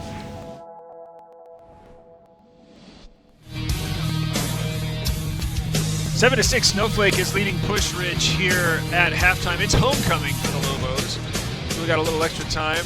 Punt Cooley, Derek Palmer here, as we're going to take a look at what's going on around the other schools higher on the mountain. Wow. Okay, so we have Safford leading Sholo 10-0 at the half. Blue Ridge and Sabino up on Blue Ridge 23-6 at the half. Tinkerverde, Winslow scoreless. Okay, that means we just haven't got the scores yet. Another score here: Mogollon trailing Superior 26-0. They're in the second. Williams 50, Joe City 0, also in the second. And then Alchesay beating Sanders today 56-20. Round Valley has a bye this week. And Holbrook plays Saurita tomorrow. That's interesting. So how about the Safford Sholo? Let's start there. I don't necessarily know if it's a surprise that Sholo's trailing 10, but... Well, Safford's a tough... They were held scoreless by Thatcher. They've got a good-sized team, and then, of course, Safford beating Snowflake. No, I'm sorry. Snowflake beating Safford at Safford, but a very tight score, 7-8. That was Snowflake's first game, so... a little surprising to see Safford out in front with so much, but they're a pretty solid football team this year. Right now, after 3 halves of football, the Cougars scoreless against the Gila Valley teams. Well, we've seen them in a couple of games we've covered. Surprisingly rely a lot on the running game. Sholo in the past, of course, and that has been the past. Has nothing to do with the present. I get that, but they've been known a little bit more for their passing game. But this year, for sure, relying pretty heavily on the running game. So, it comes down to whether or not how well they control the line of scrimmage, obviously, and apparently not so well tonight, getting the goose egg so far in that football game. So as we start to look toward the part of the season when many of these schools are going to start playing each other, Sholo is having a hard time with what we could probably loosely call the ground control offense. And is going to set up for an interesting matchup with Snowflake, particularly in large part because these guys have a couple of backs, even though they haven't necessarily been leaning on them that heavily. But looking over at Blue Ridge, which is having a hard time with Sabino, and there's not a lot that anybody needs to apologize for there. But the one time that we've seen them in the opener against Winslow, didn't have a lot of activity coming out of the backfield. They were mostly relying on the passing game. Yeah, they did. Well, they were effective with the passing game for sure. And if I remember correctly in that game, they had a lot of big plays, did Blue Ridge. That's, I think, really made the difference in that football. Big plays. And some passes and some runs. But Blue Ridge is a team historically as well that relies really heavily on the running game. That everything else revolves pretty much around an effective running game. And I think that continues to be the case this year. Snowflake's impressed me. This is the first game we've done this season with Snowflake. They have a pretty well diversified offense. You know, they've got a nice passing game going. In fact, that one last possession, they went pretty much strictly 2 passes. They were able to get down close to the goal line, certainly in the red zone, but just had a drive stall out. And if anything, in the first half, something I was going to mention earlier, Snowflake has been good in between the 20s, but they seem to kind of lose a little bit of momentum when they get in the red zone for some reason. And I don't know if that's it couldn't be play calling too much, but either that or Pusch Ridge defensively just decides to play a little bit tougher defense. But anyway, the theme in that first half certainly was Snowflake didn't seem to have problems moving the ball. It's just kind of they ran out of steam offensively once they got inside the 20. Well, I'll give you a total rundown of that first half right after this as the Lobos are leading 7-6 in Shola Ford's presentation of high school football on iTalk 106.7 and iTalk1067.com. All right, you're clear. This is Sholo Ford's presentation. When you think glass, think Deemer's Glass in Lakeside. Deemer's Glass offers the best selection of quality glass with affordable prices. They do full home window packages, replacement windows, custom shower doors and enclosures, custom mirrors in many shapes, styles, and colors, glass doors and hardware, commercial glass for buildings and offices, skylights, screens, fire-rated glass for your fireplace or stove, window film, and more. Visit Deemer's Glass today on Porter Mountain Road in Lakeside or call 1-888-GLASSMAN. I chose Northland Pioneer College because it's close to where I live. My instructor taught me how to build a foundation and framing and use different tools that I haven't used. There's always been work everywhere. I don't want to get educated and start from the bottom and learn how to find myself and what I can do. NPC's transforming my life. At Summit Healthcare, you'll find a level of care you might not expect from a rural hospital. We've recently received 5 stars from CMS, a prestigious ranking that less than 5% of facilities in Arizona earned. Our cancer center has proven its level of advanced care with a national accreditation from the Commission on Cancer.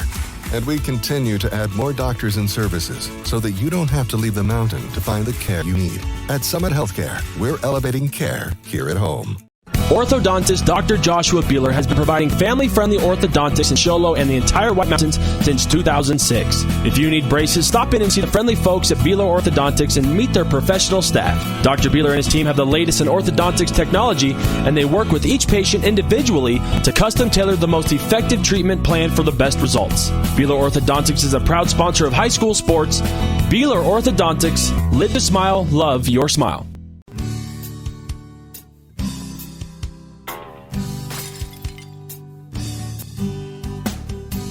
I got this. Don't take time out of your busy day. Let Mountain Mobile Auto Glass come to you. All our technicians are certified by the National Auto Glass Safety Council. Mountain Mobile Auto Glass will give you $50 cash, free movie passes, and free dinner. 536-5972. Mountain Mobile Auto Glass, cash back to you. Who sells the #1 truck in America? Sholo Ford. That's right. Not only do they sell it, Sholo Ford is the best place to buy it. Why? Guy Hatch guarantees it. In fact, he guarantees you'll get the best deal on your next Ford car, van, or SUV as well. It doesn't matter what you buy. Sholo Ford has the best deal. Sholo Ford on the east end of the Deuce and at sholoford.com. Want to go fishing? Head to Honda Ski and Outdoor Sport. They have fishing supplies, outdoor fishing attire, and fishing gear.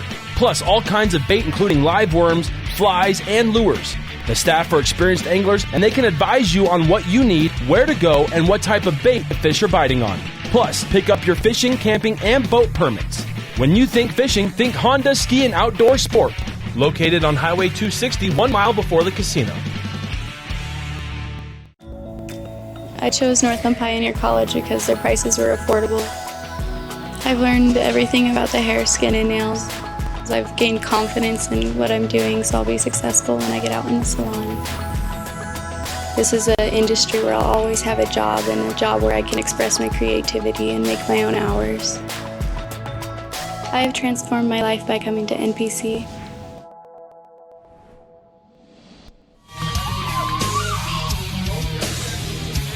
Halftime here at Snowflake as the homecoming court is being announced for the Lobos. Our team is leading 7-6. As this one started off, I think the way that a lot of people up here in the mountains were thinking this was going to go with 3 and out after Pusch Ridge surprised a little bit by winning the toss and electing to receive. Had a good gain on first down, but then a penalty pushed him behind the sticks, couldn't recover. They kick it away, forced Snowflake into a 3rd and 18 after a sack and a fumble. But a big conversion on the first effort from Ethan Ramage as he went 18 yards to welcome Chapman to keep the drive alive. That really set up a couple of big plays from Big Turley and Trent Green as they each had 4 carries in that first drive, going for 18 and 19 yards respectively. And otherwise, Ramage able to air it out with a couple of other big plays, including a screen that was good going out to Terran Green as he had a lot of yards on that first one. And the Lobos able to punch it in from a yard out to make it 7-0 after the extra point was good. And at that point, punt, it kind of felt like it was going to be all Snowflake all the time. Yeah, they had a great opening drive that really kind of, what we thought, set the tone. And that really offensively on their, and I know you'll go through some of the other possessions here and their total yards and what have you, but they still were able to move the ball. They just could not find a way to get it into the end zone.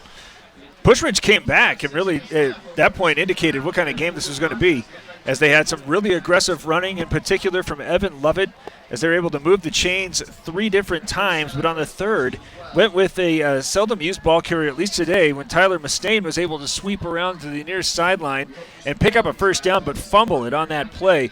But even though it ended with a turnover, I think there is when the Lions said, hey, we're going to stick around a little bit. What did it really seem to do for their confidence, just to be able to move the chains there between that first and second quarter? Well, that's huge, and then for them, with that wishbone offense, they're not necessarily busting off big gains. A few of them nice runs for sure, but there's a battle in the trenches. When you look at that Snowflake defensive front against the Pusch Ridge line, good-sized kids up there, and the Pusch Ridge offense, again, they're not really breaking open big runs necessarily, but they're just plugging away with some good motion, good options off that wishbone, and really making that Snowflake defense work. And just second effort on both sides. We talked about Lovett when we've seen him a couple of times after getting hit. He just keeps those feet moving. And, those little things add up in a football game as well. You mentioned how they're just churning it out. The biggest run for Pusch Ridge came on Lovett on 4th and short when he was sweeping out to the far side and went about 50 yards. But offsetting penalties brought it all the way back. Outside of that, his largest gain, he's got 2 for 8. John Goodwillie has one that went for 12. That's the longest play. As they also completed a 10-yard pass, as Hayden Hallett is out there 2 for 3 for 18 yards, but doing a really good job just using the running game to set up those opportunities. Lovett has 48 yards on 10 carries. Goodwillie has 43 yards on 7 carries. But at this point, it's almost you got to feel like Pusch Ridge is thinking, man, why did halftime have to come right now? Because they've done a great job just hanging around. Yeah, for sure. And in the process, with that running game, they're able to click off time off the clock, as is Snowflake, of course, as well. But one of the reasons why you had mentioned that first half went by pretty quickly, and I think that's a big reason. Another reason, too, why we don't have a big lopsided score. Like I think we kind of anticipated that might be the case when we look at how the teams were situated coming into tonight's football game. The Lions coming in with that, a 1-3, 1-2 record. But haven't been shut out in their previous 2 weeks. They look good. Offensively, nothing really high-powered like we were talking about, but they, especially in that second quarter, they found their win, and they found a way to obviously get into the end zone. A really bad snap on the point-after attempt. Otherwise, we'd probably have a tight score here. But well, on the other side of that coin, though, Snowflake has missed 2 field goals, both of them attempted from inside the 10. So just not enough gas behind the kick. High, slow-moving kicks that just weren't able to get to the crossbars. Interesting calls, too, I think, by the Snowflake coaches, especially on that first field goal after we'd seen them consistently go on fourth down to try to get the first down regardless of what their field position was. Even a couple of times I think they were on their side of the field and they would still go on 4th down. But for some reason when they got down here, I think they were certainly within the 15-yard line, they elected to go to try to get that first field goal. Well, and on one of them, it was easy to understand because they got that turnover, and you can kind of hear from a coach's perspective that they want to make sure that they get some points out of the takeaway. And then the other one was just right before the half. So I guess on the other side of the coin, you can think about maybe just since it's right at the half and then 20 seconds left, you can go ahead and throw it into the end zone and see what happens. Yeah. But then that last possession, too, Snowflake definitely had opportunities with the receivers wide open in the end zone, and either because of passes that probably weren't just perfectly placed or receivers not being able to grab and pull them in, but they definitely had their shots on that last possession, did the Lobos. 7-6, Snowflake is leading at intermission. We will begin the second half for you with the Lobos receiving the kickoff. Right after this, now it's Sholo Ford's presentation of high school football on iTalk 6.7 and iTalk1067.com. When you think glass, think Deemer's Glass in Lakeside. Deemer's Glass offers the best selection of quality glass with affordable prices. They do full home window packages, replacement windows, custom shower doors and enclosures, custom mirrors in many shapes, styles, and colors, glass doors and hardware, commercial glass for buildings and offices, skylights, screens, fire-rated glass for your fireplace or stove, window film, and more. Visit Deemer's Glass today on Porter Mountain Road in Lakeside or call 1-888-GLASSMAN.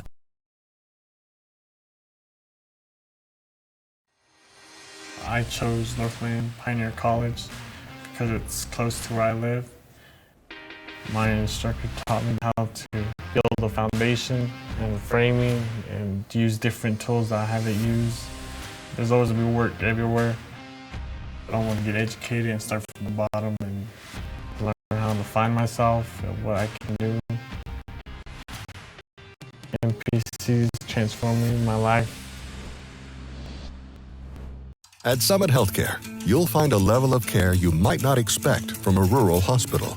We've recently received 5 stars from CMS, a prestigious ranking that less than 5% of facilities in Arizona earned. Our cancer center has proven its level of advanced care with a national accreditation from the Commission on Cancer. And we continue to add more doctors and services so that you don't have to leave the mountain to find the care you need. At Summit Healthcare, we're elevating care here at home.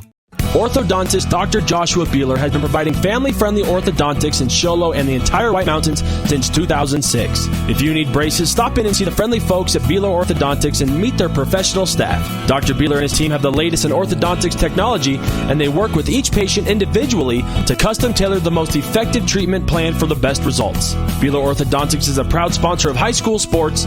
Beeler Orthodontics, live to smile, love your smile.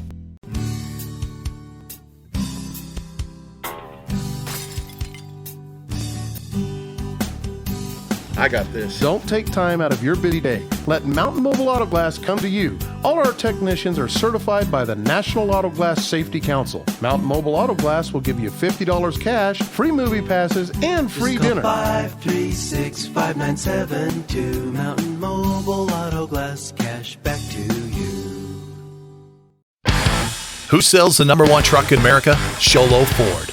That's right. Not only do they sell it, Sholo Ford is the best place to buy it. Why? Guy Hatch guarantees it. In fact, he guarantees you'll get the best deal on your next Ford car, van, or SUV as well. It doesn't matter what you buy. Sholo Ford has the best deal. Sholo Ford on the east end of the Deuce and at sholoford.com.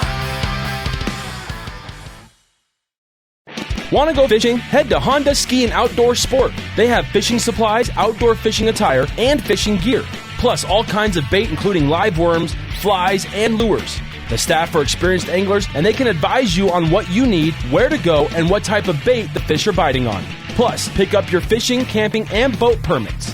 When you think fishing, think Honda Ski and Outdoor Sport. Located on Highway 260, 1 mile before the casino. Your audio. 7-6, Snowflake leading at halftime. We have our senior field correspondent, Ron Everingham, down there with Coach Kay Solomon from the Lobos. Coach Solomon, tight first half, 1-point game. A couple missed field goals and maybe a little bit of trouble down in the red zone. What'd you talk about your team there at halftime? Well, just taking care of those things, finishing those couple of drives when we were down in the red zone.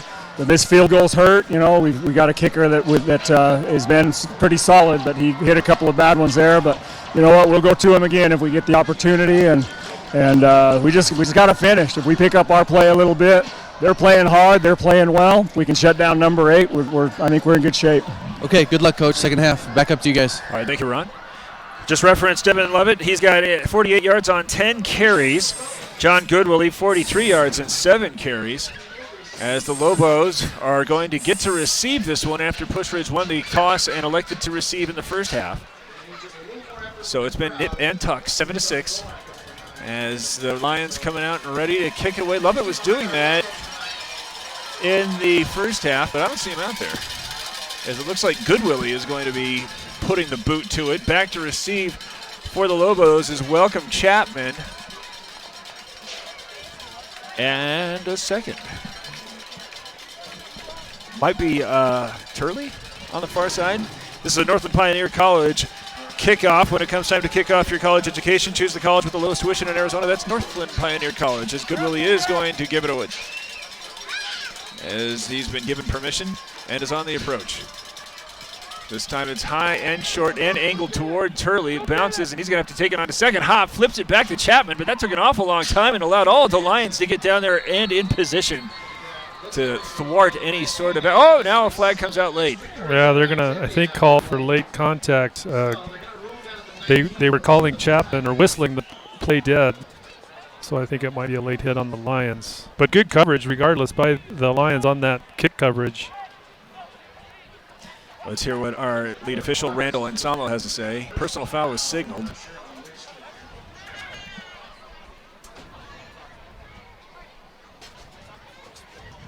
Well, we're waiting. It's going to be Snowflake's ball right now, not with great field position, but let's hear what this might do to influence it. And further deliberations are occurring. Now we are ready. Personal foul on the kickoff team. 15 yards from the spot of the foul, first down. All right, so it will be a 15-yard flag against Pusch Ridge to give the Lobos much, much better field position, as they were in danger of starting, I think, on their own 15. This one is going to be brought, no, it would have been the 20, so they're going to come all the way out to the 35, and that is where Ethan Ramage is going to start it up. He is 7 of 13 for 131 yards, and he's going to come out with those two running backs on either side. This time, two receivers moving out to his left. First play of the second half as the give goes to Turley. Starts coming to the near side before cutting it back upfield and diving out to the 39 for a 4-yard pickup. Well, a nice cut by Turley to be able to get that gain, but you got to credit that Pusch Ridge defense. You can see here they do a great job of shutting off that edge. Turley initially wanting to get outside and just nothing there. Good pursuit angles by the defenders, forcing him back inside. Green going from the right to the left and over. I chose Northland Pioneer College because... Down. It's a nice run by Green. Again, just following that offensive line right up the middle, off the left side a little for a nice big gain to get the first down. Quick movement of the chains here in the third quarter, 11 minutes and 15 seconds to go. 7-6 Snowflake leading as Green again has the high snap brought down to him and stumbling over to the 50. It might be just over Pusch Ridge territory, but another pretty good pickup on first down as that one's good for 4 yards. 47 yards now for Taryn Green as the Lobos continuing to operate without a huddle. They're picking the tempo up here a little as well, or at least trying to offensively. Shotgun snap pad this time going to Turley. He starts coming to his right. Gets held up at the 45, but another late surge as he is going to get now pushed down to the 40. And we had talked earlier in that first half as well. Just great job by these runners, Turley and Lovett for Pusch Ridge. Turley, of course, for Snowflake. Both of those two running backs in particular just doing an awesome job with second effort on their running tonight. Handoff is again going to the left side, and another big surge from the Snowflake line has this one inside the 35 and a pickup of 6. And again, just big surge at the line of scrimmage. You can see the runner just following in behind, blockers out in front, just doing a good job of getting that gain. Second down and 4. Handoff is going to go to Chapman, beg your pardon. Has a little bit of a trickery when he picks up 7 yards inside the 30 in his first carry. Well, and here we go, the Snowflake offense with the running game. They're just, chopping away with yardage, moving down the field. The key will be, as Coach Solomon said, is can they finish the drive?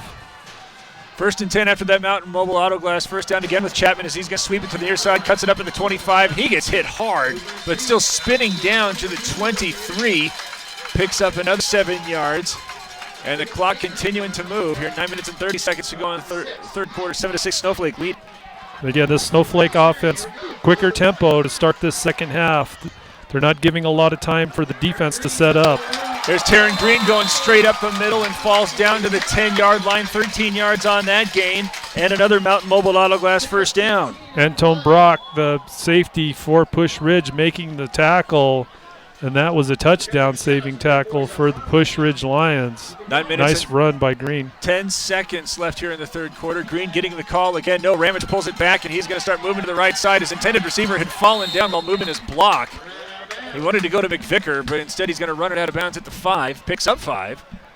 Well, it looked like he was lucky to have even just McVicker out on that side of the field as he was rolling out to his right. Ramage didn't have too many receivers out in front, but still able to knock off a good gain with that run. Well, they can actually pick up a first down, so it's 2nd and 4. Clock's now stopped under 9 minutes as a Green going out right to left and falling into the end zone for the score. Touchdown, Snowflake. Well, that's a drive that Snowflake was able to finish, and they did a great job. I mean, from the time they took the possession, they just successfully marched down the field, relying heavily on that good running game, especially with runs on first down. They had some big gains on first down plays that were really able to allow that offense to move quickly down the field for the first score in the second half. Trying in for the extra point as this one is up and long enough and good enough to make it 14-6. The Lobos take it, well, after the penalty, 65 yards and a little more than 3 minutes to make it 14-6 here in the third quarter. It's a Sholo Ford's presentation of high school football on Night Talk 106.7 and NightTalk1067.com. This is Sholo. When you think glass, think Deemer's Glass in Lakeside. Deemer's Glass offers the best selection of quality glass with affordable prices. They do full home window packages, replacement windows, custom shower doors and enclosures, custom mirrors in many shapes, styles, and colors, glass doors and hardware, commercial glass for buildings and offices, skylights, screens, fire-rated glass for your fireplace or stove, window film, and more. Visit Deemer Glass today on Porter Mountain Road in Lakeside or call 1-888-GLASSMAN. Trailing 14-6 now. Pusch Ridge is going to be looking for the answer after allowing the Lobos to just run it right at him. Got Evan Lovett with Good Willie in front of him. Lovett waiting at the 10. Set to kick this away is Samuel Crockett. As this one is angling away from Lovett, but will bounce into the end zone. That's the Northland Pioneer College kickoff. When it comes time to kick off your college education, choose the college with the lowest tuition in Arizona. That is Northland Pioneer College. So starting on their own 20, the Lions, who really had the offense moving and relying on that ground game with Lovett, who had 48 yards, and Goodwillie, who had 43 in that first half, and are now looking to respond, trailing by a touchdown and a 2-point conversion. This doesn't feel at all like any kind of panic time, though, as this is just a ground control, ball control offense, as the snap is going to be given to Castro, but he's going to get stood up by that big Snowflake front. No gain on the carry. Well, that's exactly what happened. Castro, just no room. He's wrapped up as soon as he hits the line of scrimmage. That whole defensive front for the Lobos just doing an outstanding job. Number 60 for Snowflake was the first to get there. That's Jordan Patton. Also number 70, Trevin Hensley, helping out. Clock running at 8 minutes and 20 seconds left. Same formation again, going with the up man. As this time he's going to squirt out and get into the open field. He's running at the 40 and angling to the near sideline at the 40 on the other side with Snowflake jumping and bringing him down. But a huge run there by Grajeda. Well, as you say, he's able to squirt through those linebackers and really no defenders beyond that. So Grajeda, decent speed, but not able to outrun all the defenders. Number 32 for Snowflake, ending up Josh Solomon coming over to make the touchdown saving tackle, but that probably is the biggest play I think for Pusch Ridge tonight in the football game. Grajeda with a 50-yard carry down to the Snowflake, 49-yard carry down to the 31. 7 minutes and 55 seconds left, and after the Lobos had so much to feel good about, one play later, not so much, as Castro is again going to get the call, and a late flag as he falls down to the 25. Right now it stands to be a pickup of maybe 5, but let's see what this flag is that came out of the backfield, the defensive backfield. Well, those are tough yards for Castro. Not a lot of room for him to move, but he's somehow able to just keep pushing forward with those legs of his, and it will go against Snowflake on the penalty here. So face mask, I believe in high school, is 15 yards regardless. incidental face mask on the defense. 5 yards, still first down. 5-yard face mask is going to make it now first down and 1 as they put 5 yards on that 4-yard carry. So the 3 running backs bunched up as they have a little bit of confusion, but eventually get it off to Levitt, who's going to try to force his way toward that right side. It looked like he might have momentarily had it, but he hopped back and might now be stopped shy of the yard marker. Indeed, they're showing third down. Number 25, Coy Swartz for Snowflake, ultimately wrapping up Lovett down low, and then a couple of his teammates coming in to help finish the tackle on Lovett. Just not a lot of room that time for Lovett to maneuver around. So Snowflake defensively, other than that one big run earlier, they're doing a pretty decent job against this running attack. Third down and 1. Handoff goes again to Castro, and he doesn't have a lot, but he didn't need much either, and he will have enough for the Mountain Mobile Auto Glass first down. Coy Schwartz again for the Lobos coming up to help finish off the tackle from his linebacker position. Again, that defensive front for the Lobos doing a pretty good job just sealing off gaps up front. 6:46 to go in the third quarter, 14-6, Snowflake leading, but into the red zone come the Pusch Ridge Lions. Continuing to wishbone now with Lovett on the left. A little bit of movement on the defensive front as they're going to go with Lovett on the left as he charges through that left side of the line down to the 15, but the umpire throws a flag back toward the line of scrimmage, and that usually means holding. There's a Snowflake Lobo who's a little late getting up, as we'll wait and see exactly what is going to be called.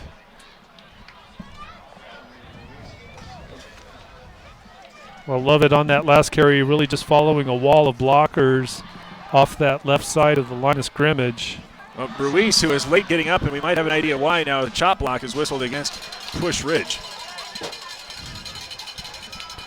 So penalties for Pusch Ridge so far in the second half. Kind of knocking back their mojo a little bit on their offense here. Chop block on the offense, 15 yards, still first down. So this will move him back 15 yards. That's a big penalty there. Especially for a team that does not like to throw. Yep. So they'll be facing first and 25. Not breaking formation as Goodwillie and Lovett are back. And moving the pocket. Now looking to throw it out. Looking for Lovett. And a great job breaking that one up. That's actually not intended for Lovett. Is looking for a flag, and he might have a pretty good case. 32 was the intended receiver, Anton Brock, out in the flat, and I couldn't see who the defender was, but he came up over his back with that free hand to push away the pass before it got to the receiver. But as you had mentioned, looked like he might have had a hand on his back, but regardless, the referees didn't see it, so it'll be an incomplete pass. But stops the clock at 6:20 to go here in the third quarter. Second and 25. And Pusch Ridge is really now deep behind the sticks, opting to pass for it on first down. Now using the shotgun. Trips going to the right side. Hallett's got it going in that direction, where this time will be hauled in by Lovett, trying to get to the original line of scrimmage where he loses the football. But I think it goes out of bounds, and benefiting from the bounce, the Lions are going to have that one go up to, well, it eventually is going to settle on being almost a 20-yard play. Well, there's a flag in the backfield again.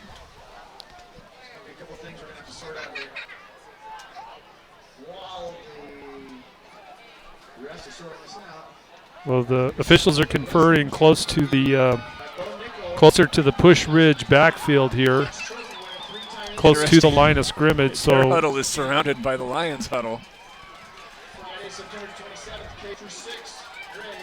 Got an ineligible man downfield.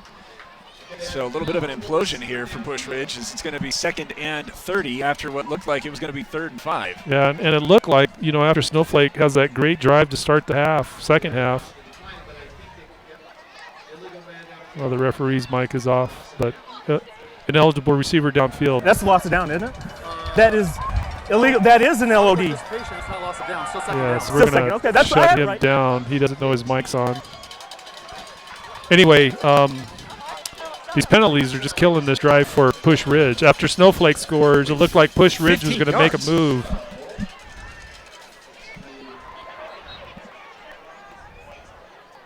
Wait a minute. Ineligible man downfield is a 15-yard flag?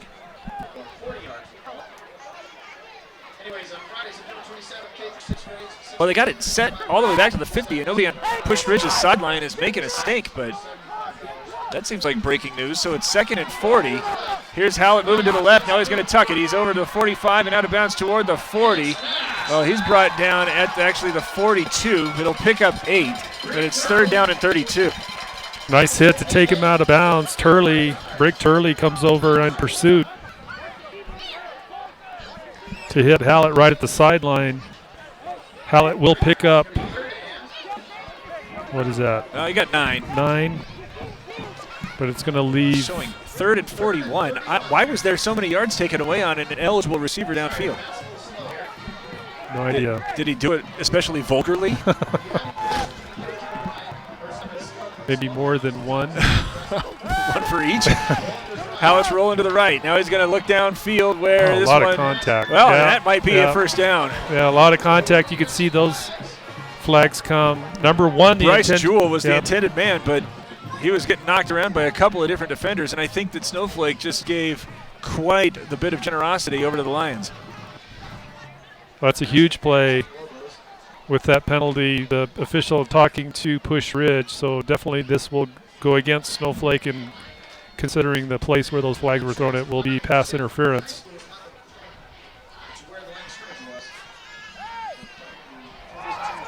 Pass interference, number 22 on the defense. Going to be 15 yards, and we are going to repeat 3rd down.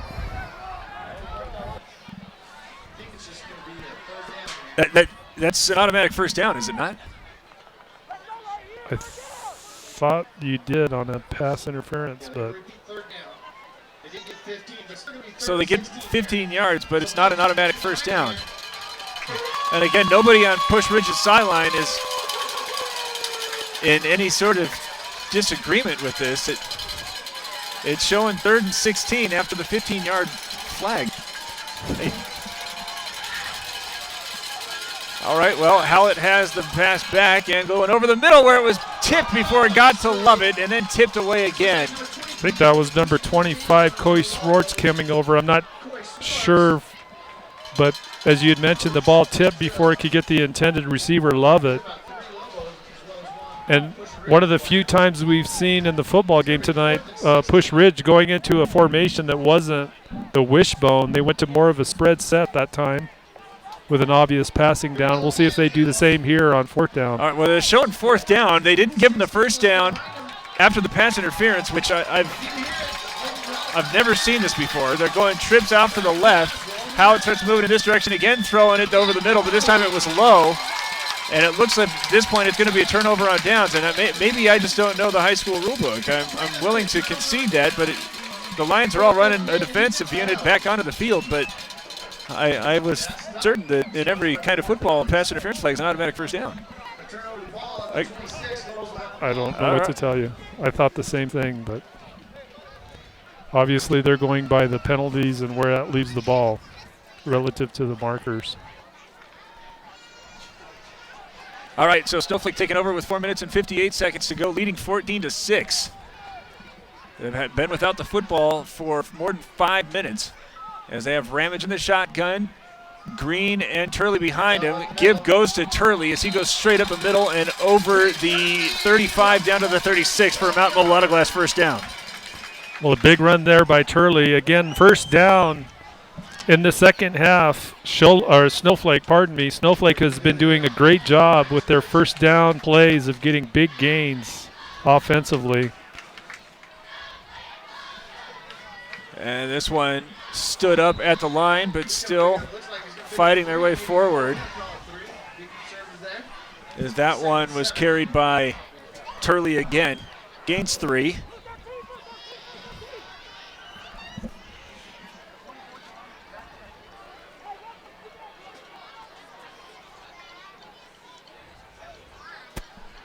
Second down and 7 as Ramage again goes with Turley, countering to the right side and still on his feet as he's at midfield. Now finally stood up, but not before he picks up a Mountain Mobile Autoglass first down.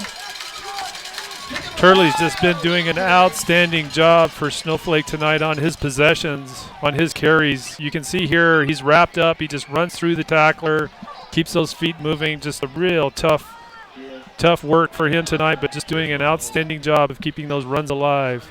just a shade into Lobo territory. Less than 4 minutes to go in the third quarter. 14-6, Snowflake leading. Receivers on either side, and again split backs behind Ramage, who's going to this time fake the gift to Green. Looking there, the near sideline where it's going to be in double coverage, intended for Chapman, but knocked away again by some nifty defense by Bryce Jewell. I got to tell you, this Jewell kid, we've called his number a couple of times. He's just a freshman, 5'8", 135-pounder, but his coverage on these receivers has been pretty sharp. Here we go, 2nd and 10, 3:45 to play. Same formation. Green standing on the right, gets the call, runs to the left, gets a couple of yards, maybe 4, and all the way down to the 35. A great spot.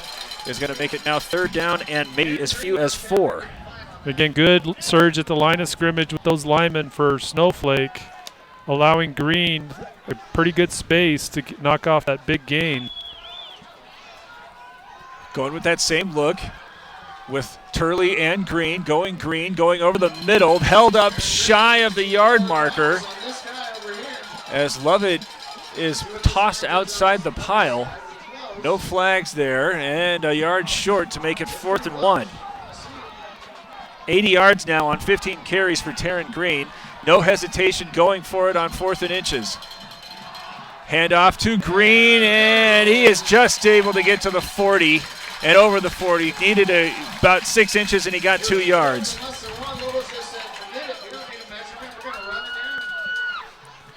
Lobos going without a huddle. 2 minutes and 51 seconds left here in the third. 14-6, they lead. Ball's on the Pusch Ridge 39. Still going with the receiver on either side as this time the handoff goes Turley. He's able to get a push down to the 35, picks up 4, and they're going right back to that book where they're using big runs on first down to set up a wide open playbook here on 2nd and 3rd. And their tempo offensively, they're picking the tempo up as Snowflake in between plays. They're going no huddle, have been all game, but they're trying to wear down that Pusch Ridge defense. Handoff this time given to Green, trying to bounce it outside to the left. Runs through a tackler, and he had his shirt tail, but he's able to bust through that one and cross over the 30 and get it down to the 28. Nice eyes by Green on that run. Looks like he's going to punch it outside and then just digs that left foot into the turf and cuts straight up field for a really nice gain. Clock's at 2 minutes to play here in the third. The Lobos lead 14-6 and are again grounding out a big drive just as they had done on their opening possession. Hand this one off to Turley, who counters to the right and is inside the 20 and all the way down to the 17 for a Mountain Mobile Auto Glass first down. Again, offensively, Snowflake, I know I'm repeating myself, but that line of scrimmage, that O-line just doing an outstanding job, really wearing down that Pusch Ridge defensive front right now. Still going tempo. Hand off on the left side to Turley, who's able to fight his way to the 15. Only gains a few, but this one looking like it's really starting to take a toll on the Lions. This is just the second possession here for Snowflake, just the third in the quarter, as both sides have been using the ground attack. Well, and a lot of these, as Pusch Ridge in particular, but Snowflake as well, a lot of these players go both ways, offensive and defensive, so the tempo after a while really starts to wear you down. Turley and Green again in the backfield. This time nice going counterplay. Turley. Oh no, they actually sweep this one out with Chapman. And he loses the football, but they're going to rule him down. Did they blow the whistle? The official is enthusiastically signaling down. That's a good open field tackle. Chapman, you can see him breaking loose right there. Good tackle in open field by number 20. Good Willie. Yeah, I didn't think he was either, but that was a great. I chose Northland Pioneer College because it's good Willie. Third just down, doing a great job. And 5. Handoff back to Turley as he's got the first down, running through a tackler at the 5 and into the end zone for the score. Touchdown, Snowflake. Again, Turley just outstanding running. The last player he ends up running through, Ryan Fontaine, sophomore safety, comes up to try to make the hit, but Turley runs right through that to get to the end zone. So the Lobos punch it in for the second time here in the second half and back out to attempt the extra point as Samuel Crockett, as Taylor Flink will be doing the holding. Crockett has been good on both of his points after this one is likewise. Up and good. 21-6, Snowflake leading. And in this half, Ethan Ramage is just 0 for 2. And they've been riding the ground game of all of Brig Turley, Taryn Green, and welcome Chapman. Turley now, after that 12-yard score, has 99 yards on 17 carries.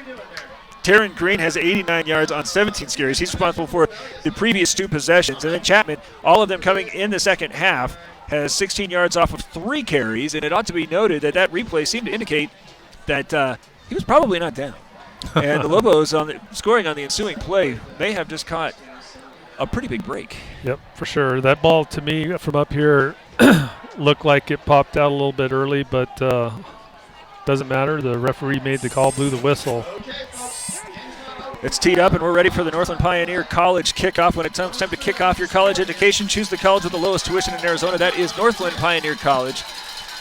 Back to receive this one deep is Evan Lovett. The Lobos have been going away from him as this one's going to come up and be taken by the up man, Goodwillie, who loses it and is able to pick it up, but in his effort to juggle, he is able to get his hands on it, but not before the Lobos surround him. And then a flag comes out late, and there's a Pusch Ridge player that is down. So there's an awful lot to sort out here in the closing moments.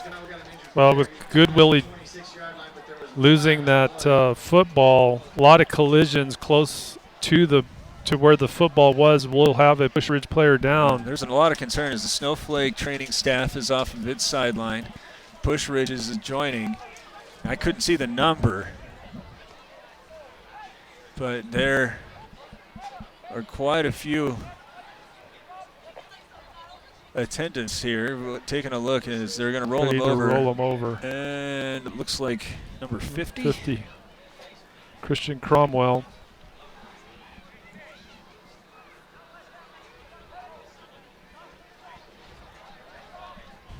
19 seconds left here in the third quarter, and Snowflake ready to defend a 21-6 lead. There's also this flag that came out late. So after Cromwell is able to vacate the field, we'll get an idea about where this is all going to set up. The wind has settled down, thankfully. It was really blowing when everybody was getting set up here, but now it's just kind of chilly. Yep. Face mask, 5 yards on the defense. First down. Where's your penalty? An additional 5 yards, meaning Pusch Ridge is going to start. Well, it looks like they got it set up to start on the 27. As Cromwell's now up. But he's not moving with a lot of confidence. So they'll actually move this out and start on the 32. Pretty good field position for the Lions, who are trailing 21-6.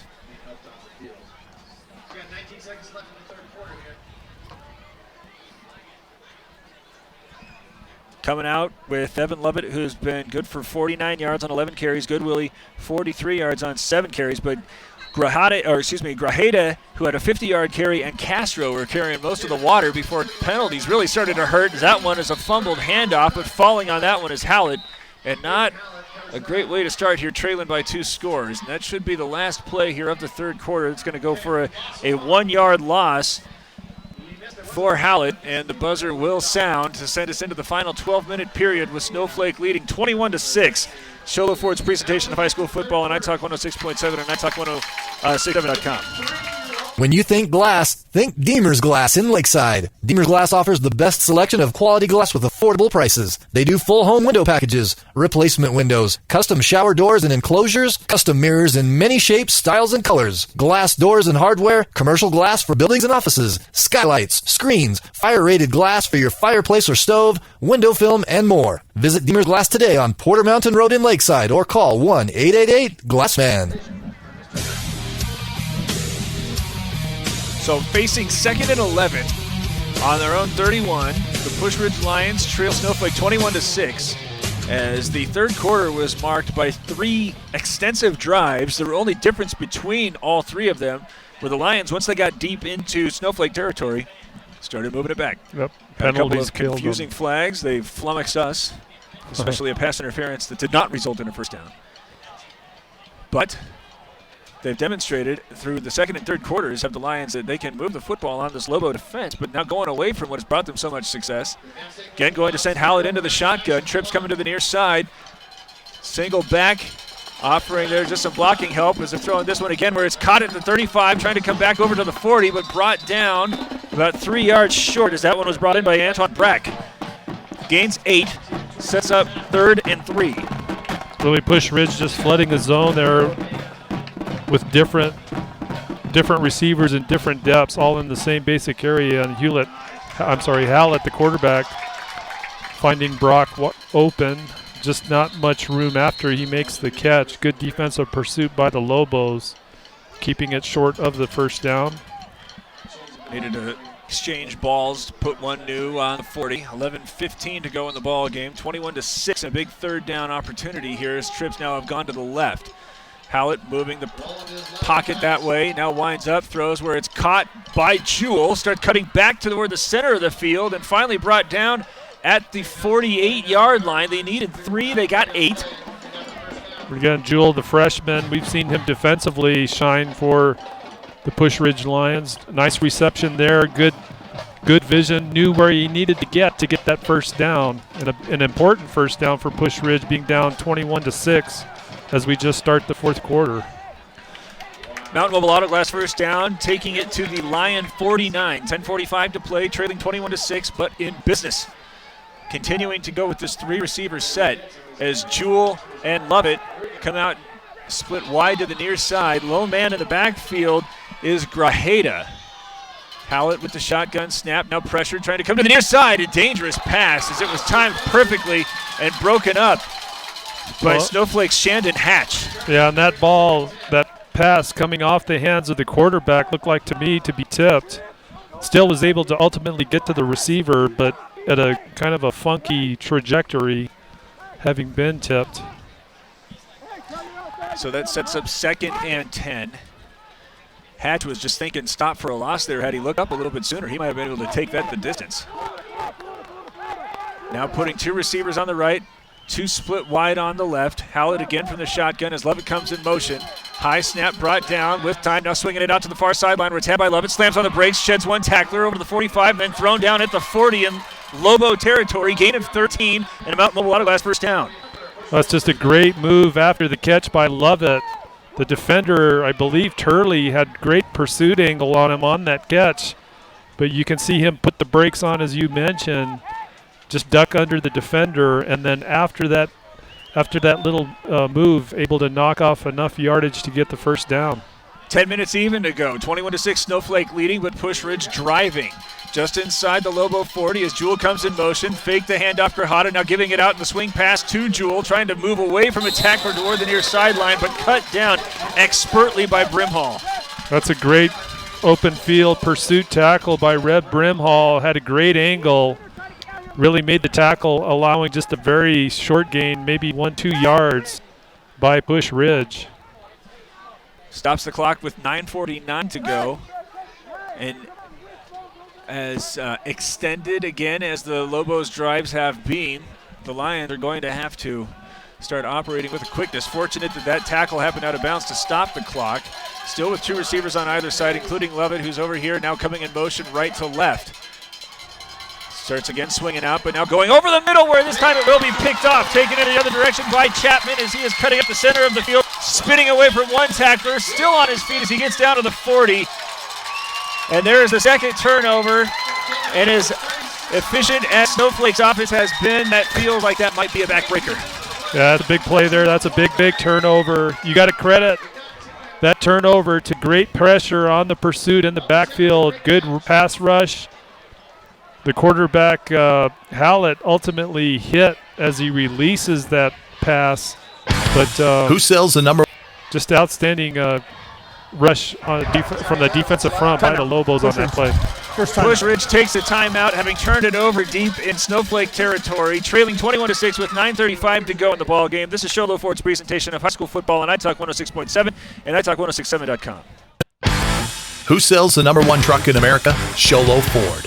That's right. Not only do they sell it, Sholo Ford is the best place to buy it. Why? Guy Hatch guarantees it. In fact, he guarantees you'll get the best deal on your next Ford car, van, or SUV as well. It doesn't matter what you buy. Sholo Ford has the best deal. Sholo Ford on the east end of the Deuce and at sholoford.com. That's scary.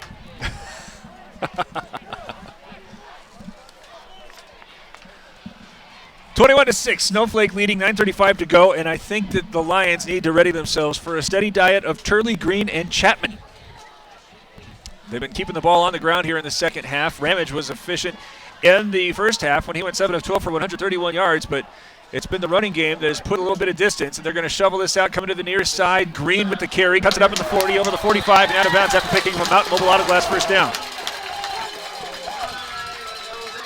Well, Snowflake that time moving to the outside with that pitch. Green just does a great job of sorting through a defender early to knock off enough to get the first down. But you're right. I mean, Snowflake in a position here where they can just stay with the running game and burn the clock down. I formation, and Turley goes over the right side of the line. He is into Pusch Ridge territory. He's over the 40, and he has another Mountain Mobile Auto Glass first down. Consecutive 13-yard carries. Now Turley and Green both going over the century mark, with Turley at 112 yards and Green at 102.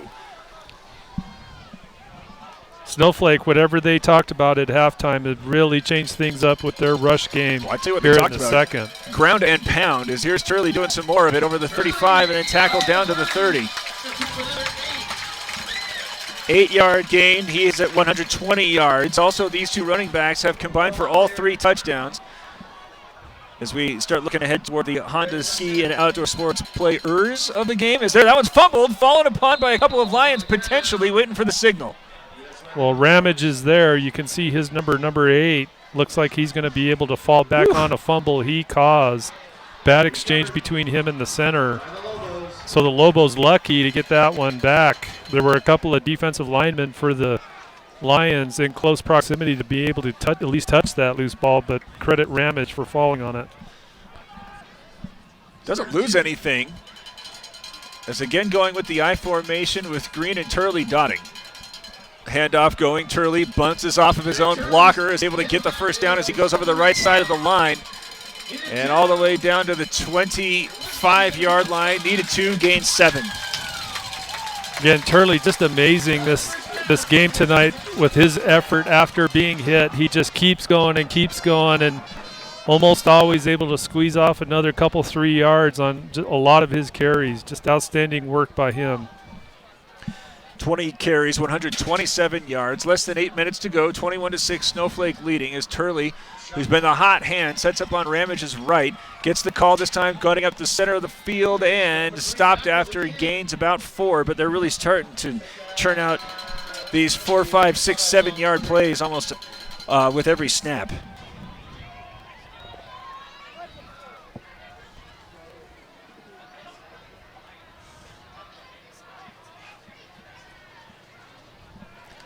Clock moving as the handoff this time is fake to Green, throwing it over the top where McVicker's got it into the end zone. Touchdown Snowflake. First completed pass here in the second half is between Ramage and McVicker, beg your pardon. As McVicker goes 23 yards for the score, and Snowflake has now seemingly put this one to rest. Well, and McVicker, one of the preferred receivers for Snowflake, this season, and you can see why there. Just kind of slides out after doing a little pinch block at the line of scrimmage. He just slides out behind the linebackers to be able to get that TD reception. Oh, the extra point is not good, so it'll be 27-6 with 7 minutes and 11 seconds to play. The Lobos have taken control here in the second half and have the 21-point lead. This is Show Ford's presentation of high school football on iTalk 106.7 and iTalk1067.com. Who sells the number 1 truck in America? Sholo Ford. That's right. Not only do they sell it, Sholo Ford is the best place to buy it. Why? Guy Hatch guarantees it. In fact, he guarantees you'll get the best deal on your next Ford car, van, or SUV as well. It doesn't matter what you buy. Sholo Ford has the best deal. Sholo Ford on the east end of the Deuce and at sholoford.com. 7 minutes, 11 seconds to go here at Snowflake High School on homecoming night, where the Lobos lead 27-6. That was the first touchdown that was not scored by either Turley or Green. Fourth reception for Nick McVicker as he has 87 yards and that score. First completion for Ethan Ramage here as he has gone 8 of 15 for 154 yards and that touchdown. And 2 costly turnovers for Pusch Ridge as this one is kicked again away from Lovett, but might not stay in bounds. It does not. That, I think, is the first penalty. No, they had that face mask, but it's been a far cleaner second half for the Lobos than was the first. For the Lobos, certainly, but not necessarily the case for Pusch Ridge. We saw that drive they had. I think their first possession here in the second half was just killed by penalties. But Snowflake, actually very impressive in the second half compared to the first. Coach Solomon talked about kicking infraction on the kicking team. The receiving team elected to take it on the 35 first down. Well said. Anyway, I was going to say Coach Solomon talked about they needed to be able to finish drives. We've seen them do that really on every possession here in the second half. Going away from the running game on the previous possession. Hallett effective through the air, but this time setting it up. We've got two receivers going on the left, a man coming in motion to the right. Instead, the handoff goes to Lovett right up the middle of the field. He's over the 45. Now a flag comes out late. Two flags come out late, and this looks like it's going to be in the neighborhood of holding. Well, the other one is out here on the periphery, here laterally, so. Well, despite the flags, good explosive run by Lovett. He had a lot of space at the line of scrimmage, a big hole for him to run through. But looks like holding will kill that play.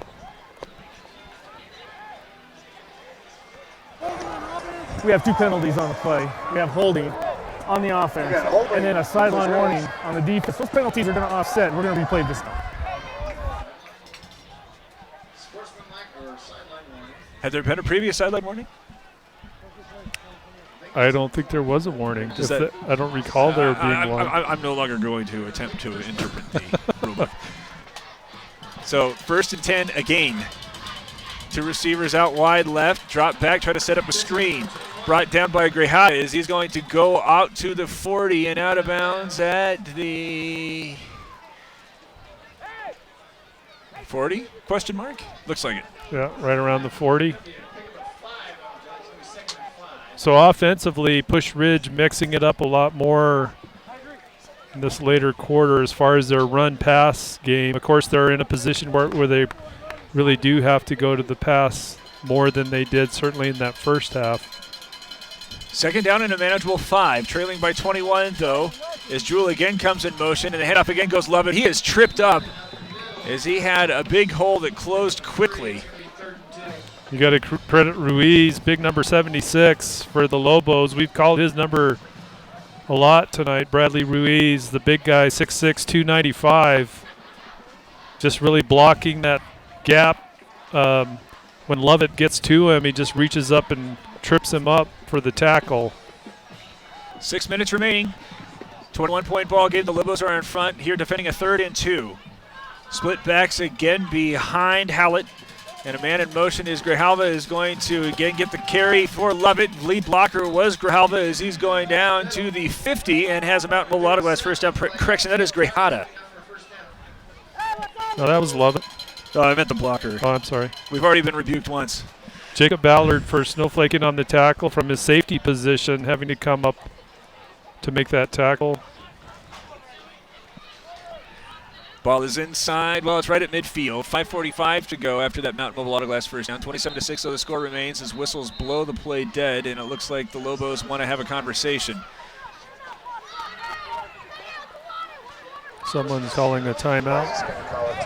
We have a timeout on the field. Snowflake. Timeout, Snowflake. The Lobos using their first. 5:42 to go in the ball game. The Lobos lead 27-6. This is Shola Ford's presentation of high school football on iTalk 106.7 and iTalk1067.com.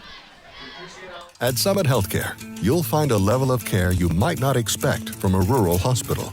We've recently received 5 stars from CMS, a prestigious ranking that less than 5% of facilities in Arizona earned. Our cancer center has proven its level of advanced care with a national accreditation from the Commission on Cancer. And we continue to add more doctors and services so that you don't have to leave the mountain to find the care you need. At Summit Healthcare, we're elevating care here at home. You're letting your kids go out there and do that? Come on. Got to play with passion. 5:42 to go, 27-6. Snowflake leading, 1st and 10. After going away from these multi-back sets on the previous possession, Pusch Ridge continue to put Castro and Lovett, and using a man in motion that has frequently been Grajeda to set up an extra blocker or two. Here's Jewell coming in motion. Instead, they're going to pitch it coming back to the near side. Levitt's got some blockers as he crosses over the 50. Straight arm to keep it on his feet over the 45 before jumping toward the sideline, but unable to get out of bounds. It'll be a 6-yard pickup, but the clock is moving.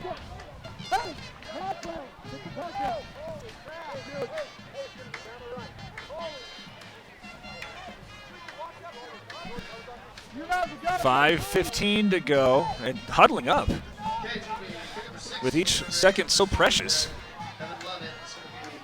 Again with receivers coming out, trips to the left, single man split wide out here on the near side as Will Way moving the pocket toward the 3 receiver set and throwing it into traffic where that is a tight window to be throwing into. I wasn't even sure if there was a Pusch Ridge player there, but there is, and he'll come up.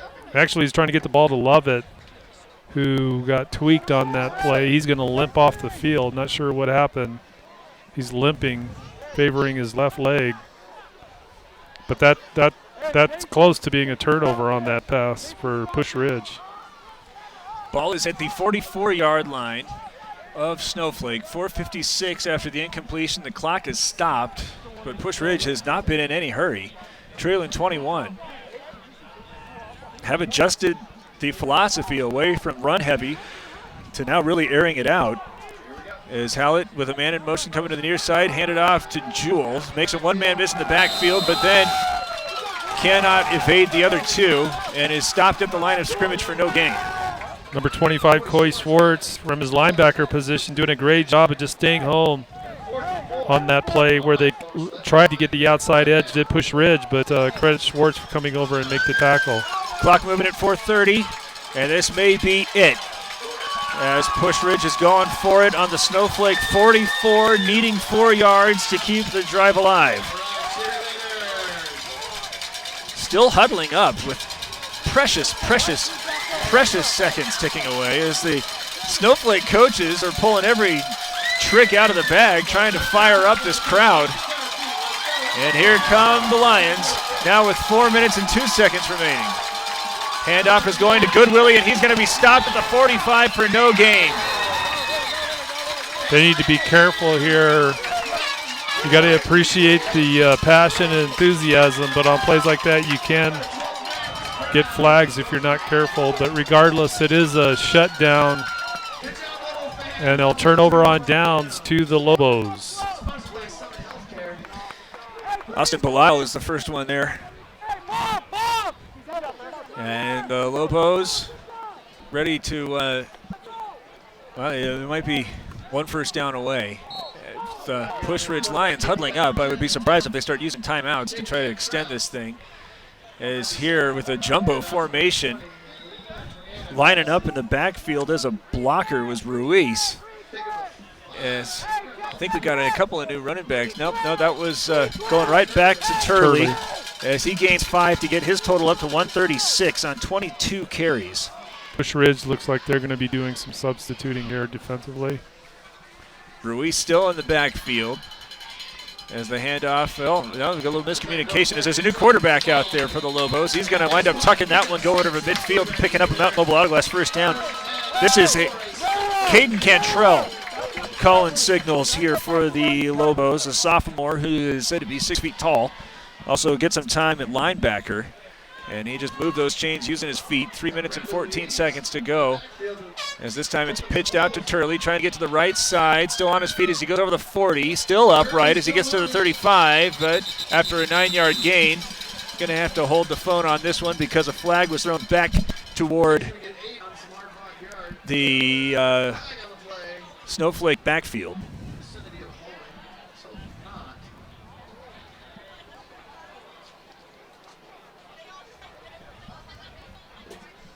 Long conversation. Long conversation. And now thoughtful stances being assumed. There's no penalty on the play. And there's no flag. 3:03 to go, second down and 8. 9-yard gain. We'll call it 2nd and 1 for Turley. Is getting close to 150 yards. This time, though, going to go with Green as he goes over the left side of the line all the way down inside the 30, down to the 26. And a pickup of 10 and a Mountain Mobile Auto Glass first down. Well, the combination of Green and Turley tonight for the Lobos with this running game has just been outstanding. Cantrell with the keeper around the right side. Especially in the second half. Even in the first half, they did well with the running game, did Snowflake, but the difference, big difference, here in the second half is they've been able to finish their drives and punch it into the end zone. That was good for 4 yards to set up 2nd and 6 for Turley. I got him unofficially over 150 yards. Big evening for both of these Lobo ball carriers as they're still in the backfield. They're still behind Ruiz, the big fella, serving as an extra blocker. There's a running right behind him with Green, bouncing it out to the left. Runs through one tackler to stay on his feet down at the 15. And he'll have another Mountain Mobile Auto Glass first down with the clock ticking under 2 minutes to play. You know, we talked about Turley with his ability to just run through tackles and keep his momentum and just bounce off of guys. And Green that time showing a lot of resilience and toughness as well. Doing a lot of work after that initial hit to gain even more yards on that run. Clock ticking at 1:45. 27-6, Snowflake leading. There's receivers. Well, there's one lined up in the slot that's Chapman, but this. Now Ramage is back out there to play quarterback. So, he's just taking a knee. That is how this one's going to end. Grinding out the win in the second half with the 2 running backs, and then using them to ice it. With the clock moving at 1:15 to go, and the Lobos are going to hold on here for a homecoming victory, 27-6. Are now 3-0 after suffering their first loss. And they really got to kind of feel like this is an extra special accomplishment because having suffered so much because of the running game and the loss to Ben Franklin, going up against a running team did not allow them to really utilize that weapon. For sure, and I mean they've got to feel good, especially things were going well offensively in the first half like we talked about. The difference, they just weren't able once they hit the red zone to really put up points and finish drives, but here in the second half, and they've done some great passing as well, mixed in with some really key short passes and some passes utilizing their tight end McVicker, and especially on that touchdown pass, that was a nice play call, but the running game certainly impressive for Snowflake tonight. Lobos run their record to 4-1. Pusch Ridge falls to 1-3, losing 27-6 here in Snowflake on homecoming night for the Lobos. And we'll begin our post-game conversation right after this. It's Show Ford's presentation of high school football on iTalk 106.7 and iTalk1067.com. When you think glass, think Deemer's Glass in Lakeside. Deemer's Glass offers the best selection of quality glass with affordable prices. They do full home window packages, replacement windows, custom shower doors and enclosures, custom mirrors in many shapes, styles, and colors, glass doors and hardware, commercial glass for buildings, offices, skylights, screens, fire-rated glass for your fireplace or stove, window film, and more. Visit Deemer's Glass today on Porter Mountain Road in Lakeside or call 1-888-GLASSMAN. Big hit. I think that one Carden when he hit the quarterback pallet. Basin Carden. Chapman. What play are you talking about? Play of the game. Welcome, Chapman. Who sells the #1 truck in America? Sholo Ford. That's right. Not only do they sell it, Sholo Ford is the best place to buy it. Why? Guy Hatch guarantees it. In fact, he guarantees you'll get the best deal on your next Ford car, van, or SUV as well. It doesn't matter what you buy. Sholo Ford has the best deal. Sholo Ford on the east end of the Deuce and at sholoford.com. At Summit Healthcare, you'll find a level of care you might not expect from a rural hospital. We've recently received 5 stars from CMS, a prestigious ranking that less than 5% of facilities in Arizona earned. Our cancer center has proven its level of advanced care with a national accreditation from the Commission on Cancer. And we continue to add more doctors and services so that you don't have to leave the mountain to find the care you need. At Summit Healthcare, we're elevating care here at home. Orthodontist Dr. Joshua Beeler has been providing family-friendly orthodontics in Show Low and the entire White Mountains since 2006. If you need braces, stop in and see the friendly folks at Beeler Orthodontics and meet their professional staff. Dr. Beeler and his team have the latest in orthodontics technology, and they work with each patient individually to custom tailor the most effective treatment plan for the best results. Beeler Orthodontics is a proud sponsor of high school sports. Beeler Orthodontics, live to smile, love your smile.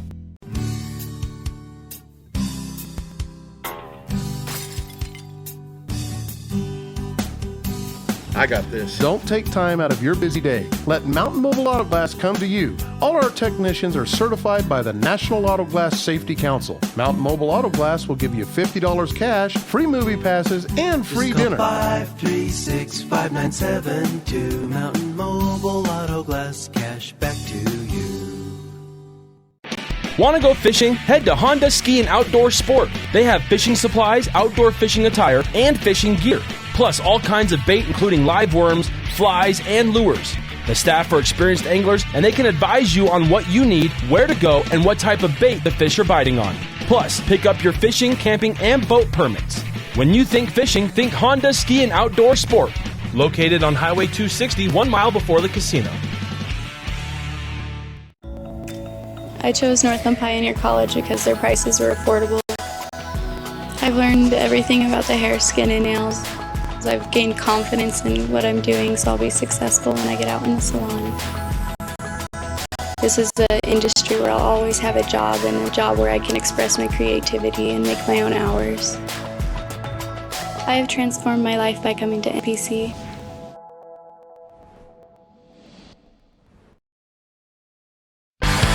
Who sells the #1 truck in America? Show Low Ford.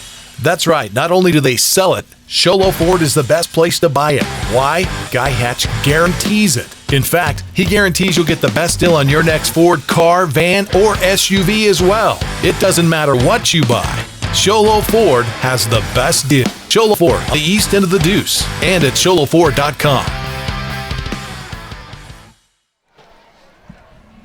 27-6, Snowflake wins on its homecoming night as the Lobos are able to pick up two, I say pick up. I'll just go ahead and just call them takeaways, as they have two costly turnovers forced, riding the legs of Brig Turley and Taryn Green, who go for 151 yards and 123 yards respectively, also combined for 3 touchdowns.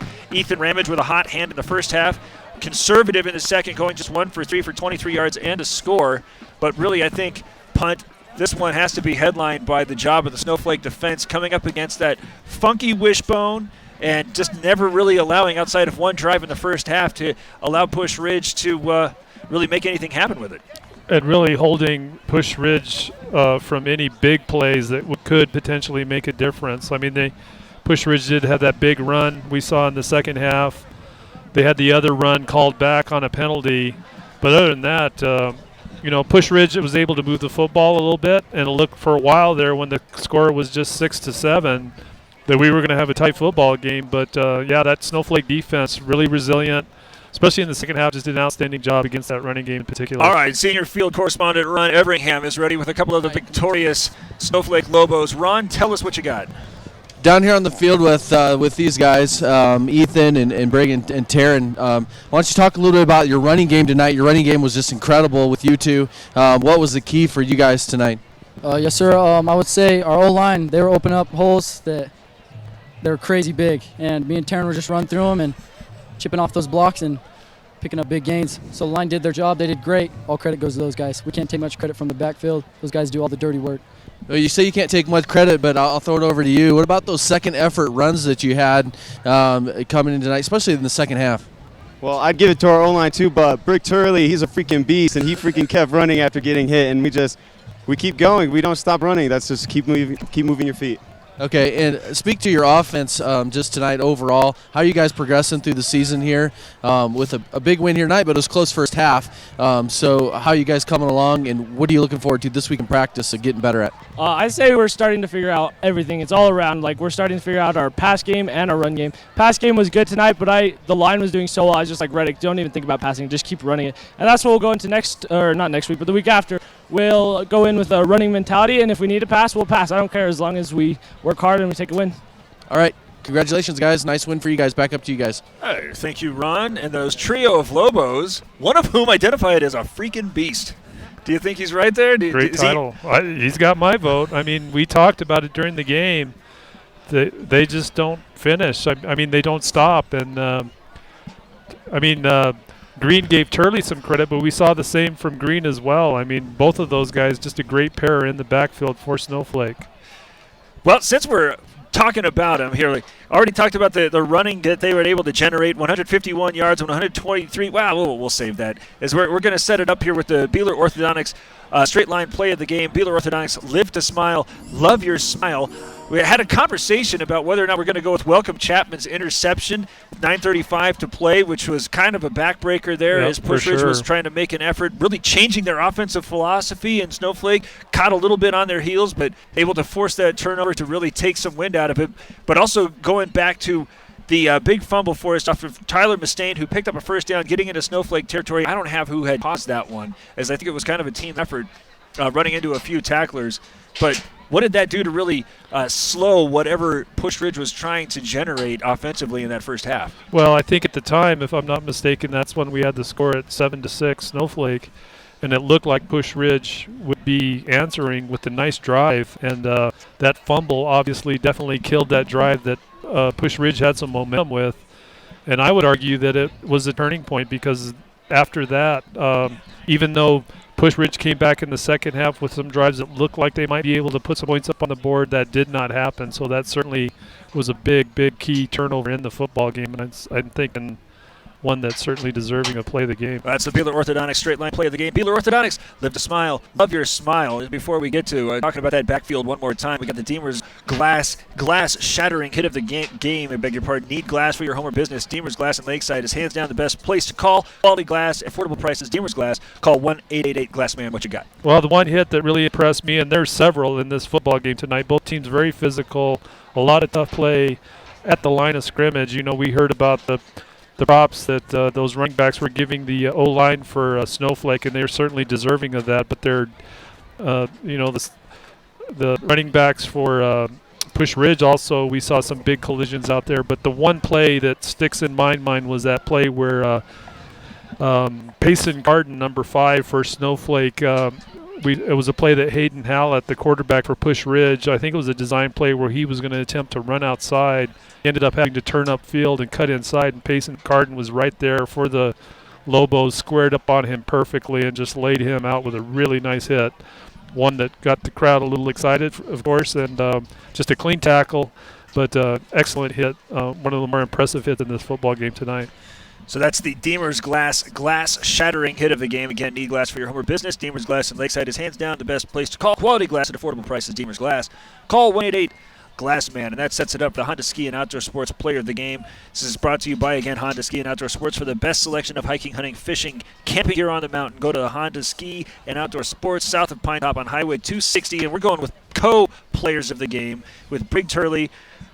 24 carries, 151 yards, 1 touchdown. Taryn Green, 20 carries, 123 yards, 2 touchdowns. Green also responsible for 22 yards through the air and a reception. So they almost have identical yards from scrimmage. And you talked about their different second efforts, both of them. They're trying to send a lot of the love toward their offensive line, which is deserved. But these guys were really going downhill. Absolutely. Both runners, Turley pretty consistently through the game, and Green really showed up big in that second half. He's one of the big contributors to this Honda that Coach Solomon talked about at halftime. The thing they wanted to see more of in the second half is finishing drives, and Green really exemplified that on a couple of runs in particular that come to mind. So outstanding work by the tandem.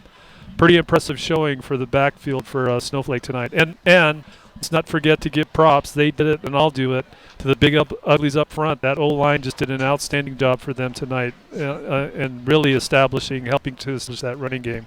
So those are your Honda Ski and Outdoor Sports players of the game. Honda Ski and Outdoor Sports, the best selection of hiking, hunting, fishing, camping gear on the mountain. Go to the Honda Ski and Outdoor Sports, South Pine Top on Highway 260. Last call here at Snowflake High, where the Lobos win on homecoming night 27-6. Oh, I guess we could give you a couple of scores before we sign off. Here you go. Take a look. As Sholo, my goodness heavens.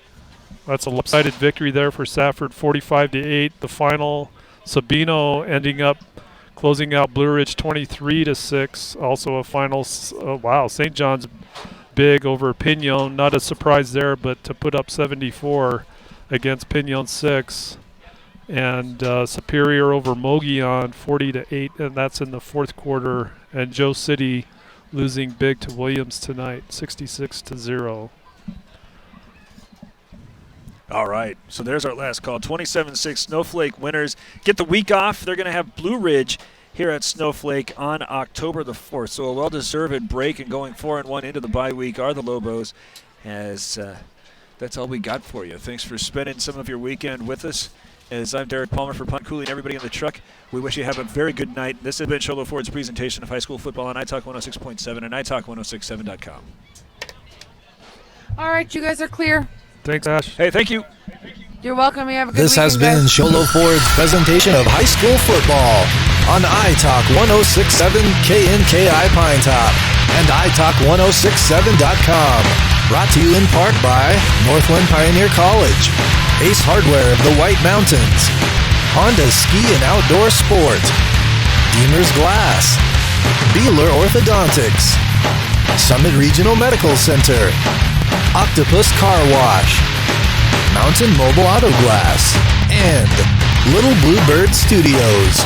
This broadcast has been a copyrighted production of iTalk 106.7 and Country Mountain Airwaves, a Kopaniki communication station. Any rebroadcast, retransmission, or use of this broadcast without expressed written consent of iTalk 106.7 or Country Mountain Airwaves is strictly prohibited. For more information on this game and other games around the region, go to iTalk1067.com.